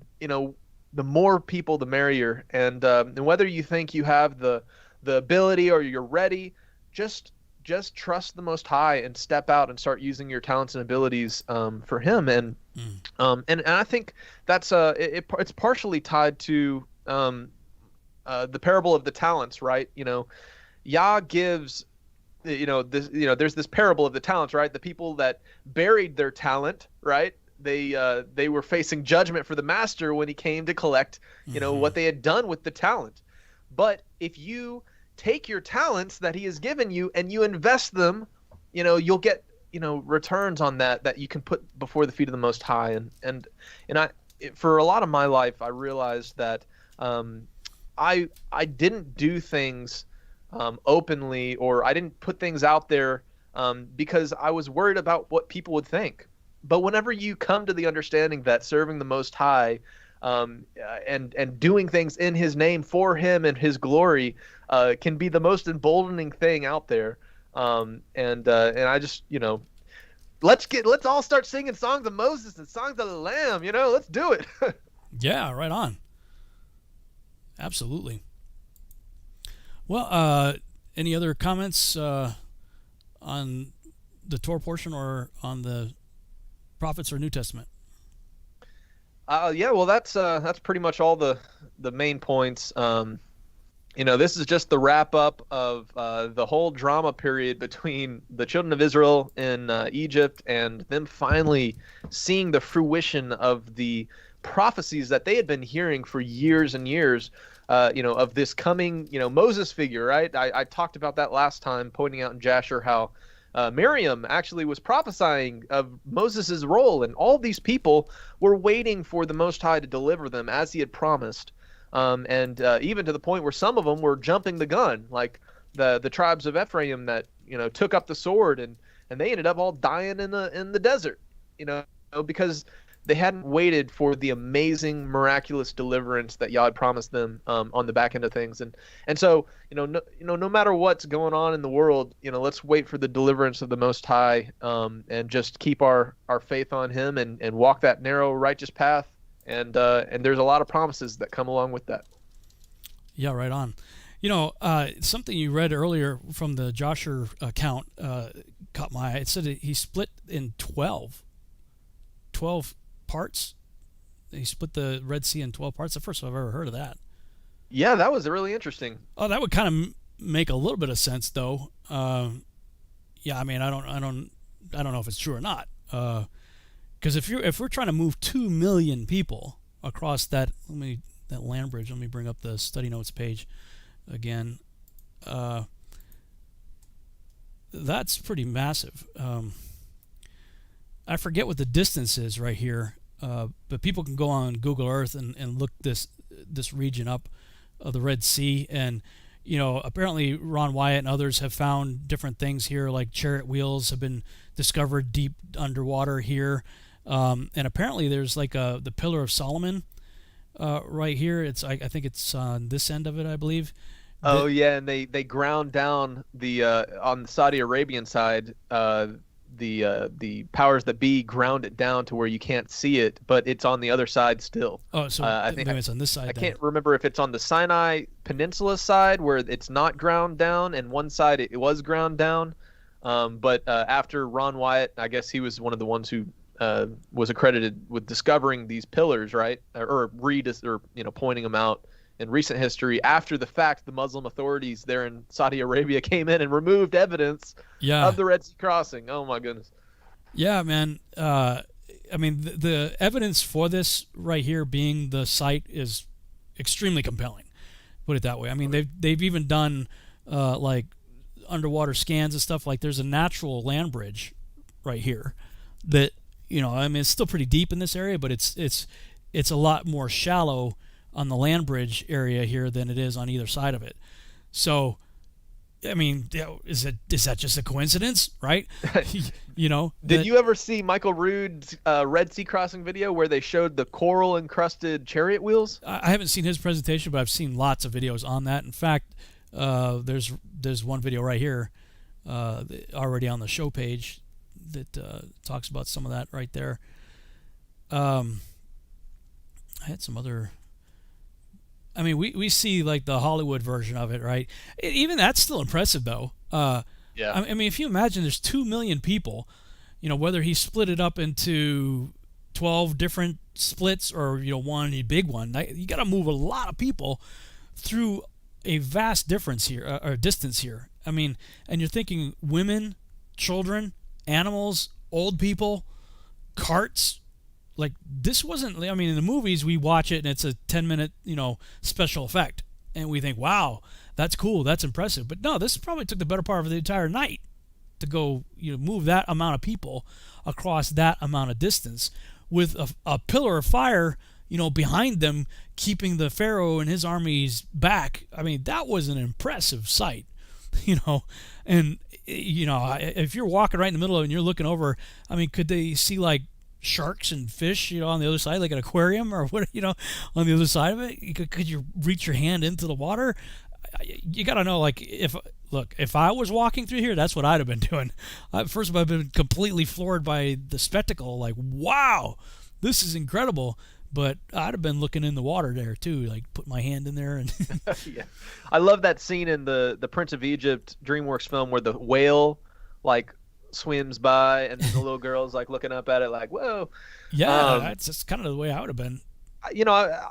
This topic of the Red Sea crossing is really important personally for me because just in terms of my early faith walk, a logical, empirical understanding of who the true creator is and it actually it comes to some of these instances of proof that there was an Exodus account because and when you look at logical empirical reasons for putting a faith in the Holy Bible, right?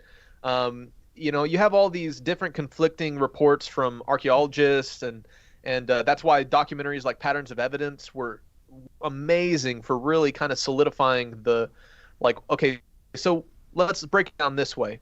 If we want to have not just a erroneous faith, but rather a faith that's based on empirical things, like I'm talking about ministering to somebody who was an atheist once or something like that.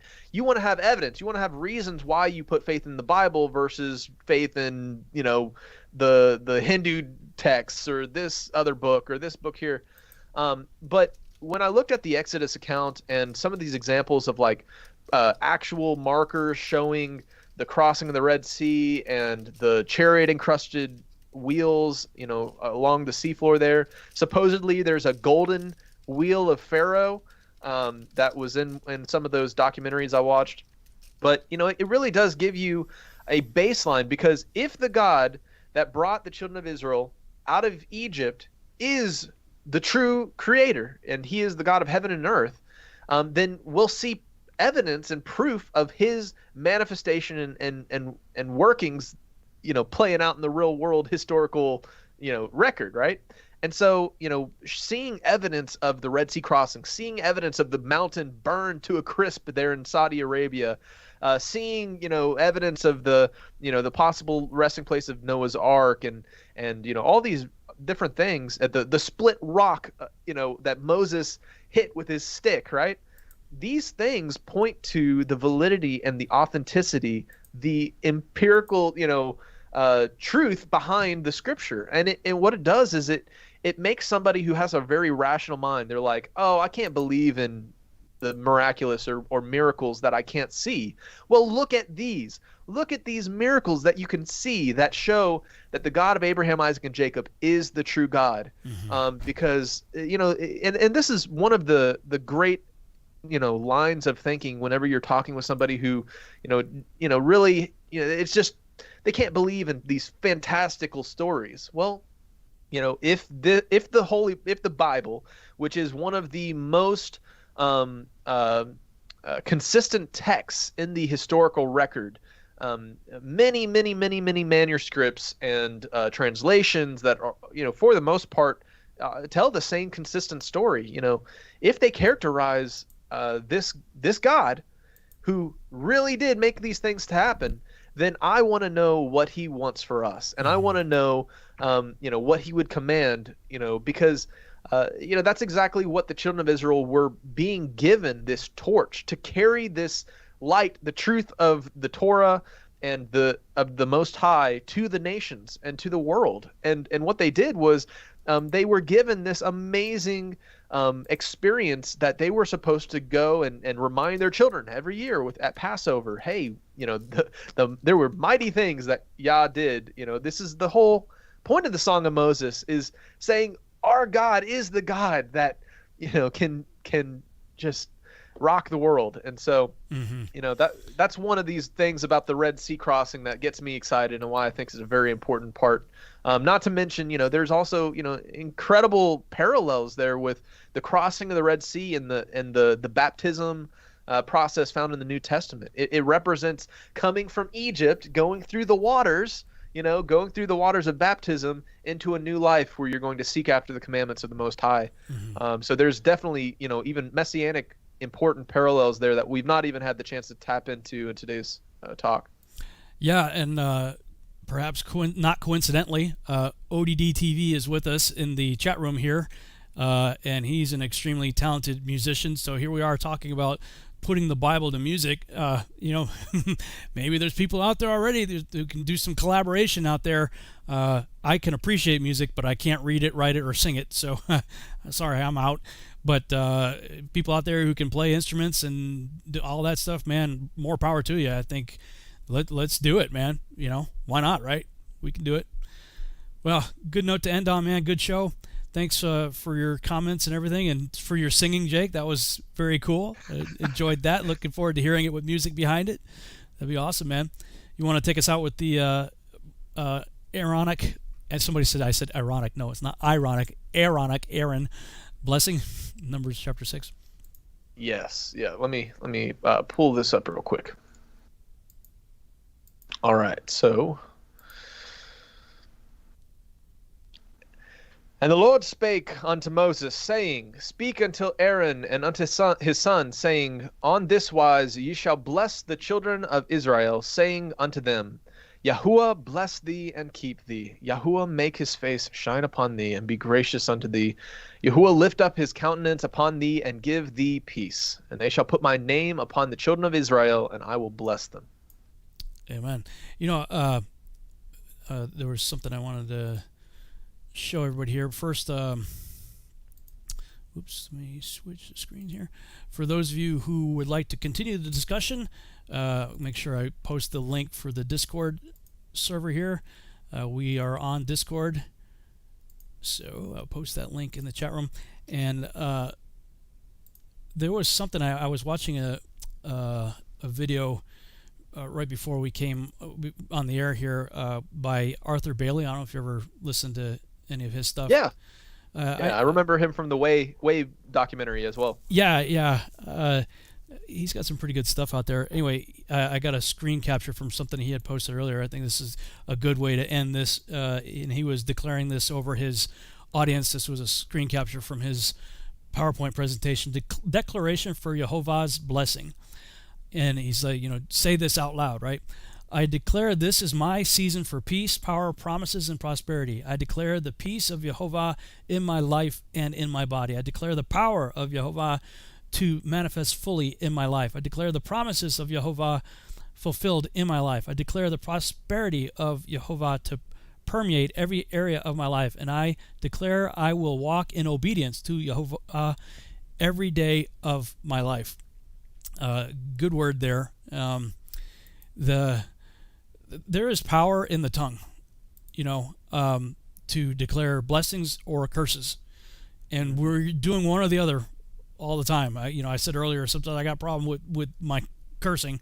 I got to get better at my blessing, and maybe that's a word for all of us. I was on a show talking about this with somebody else just recently, but it's important to speak things out. I'm not talking about name it, claim it, blab it, and grab it. Prosperity message teaching. That said, I do believe that we are heirs to the blessings of Abraham, and that dude prospered.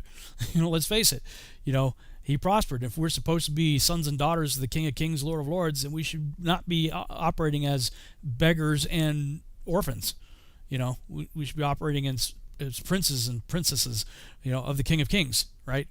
So, I used to do this a lot more, and I'm going to get back to it again, but creating a contract, I called it a contract for myself. So what does that look like? Whatever you are not but need to be, write it in a contract. If you're not a confident person, you'd be like, you make a contract. I'm a bold, confident person, something like that. And I used to put it up on my bathroom mirror so that I saw it, before I went to bed, and I would declare it before I went to sleep. And then when I woke up in the morning and got ready for the day, I would see it, when I wake up and declare it. And, I think we're entering into a season where we need to know who we are, as sons and daughters of the King of Kings and Lord of Lords, and speak blessings over ourselves, our spouses, our families, and there's a lot of negativity out there, and I've been guilty of focusing on it too much. In fact, I've had to step back, especially lately. I mean, it's so tempting. I watched something earlier today, and it was, we say Shabbat Shalom. Shabbat is the Hebrew for Sabbath, and Shalom is the Hebrew for peace. So we're saying, peace on the Sabbath. Well, I was robbing peace from myself by looking at some of the current events, which I've been guilty of doing typically on the weekends, overdosing on political events and whatever is going on in the world right now. And it's like too much negativity. I don't think we should put our heads in the sand and ignore it. I think we need to be aware of what's happening, but at the same time we need to overcome it with praise and blessing. And I think that's sort of the message of today's study, probably, if anything else. So with that, I say thanks again, Jake, so much. Thank you, Juan Carlos. I know you weren't able to join us, but you're in the chat room. Thank you for your insights earlier today. And Shabbat Shalom, everybody. We'll see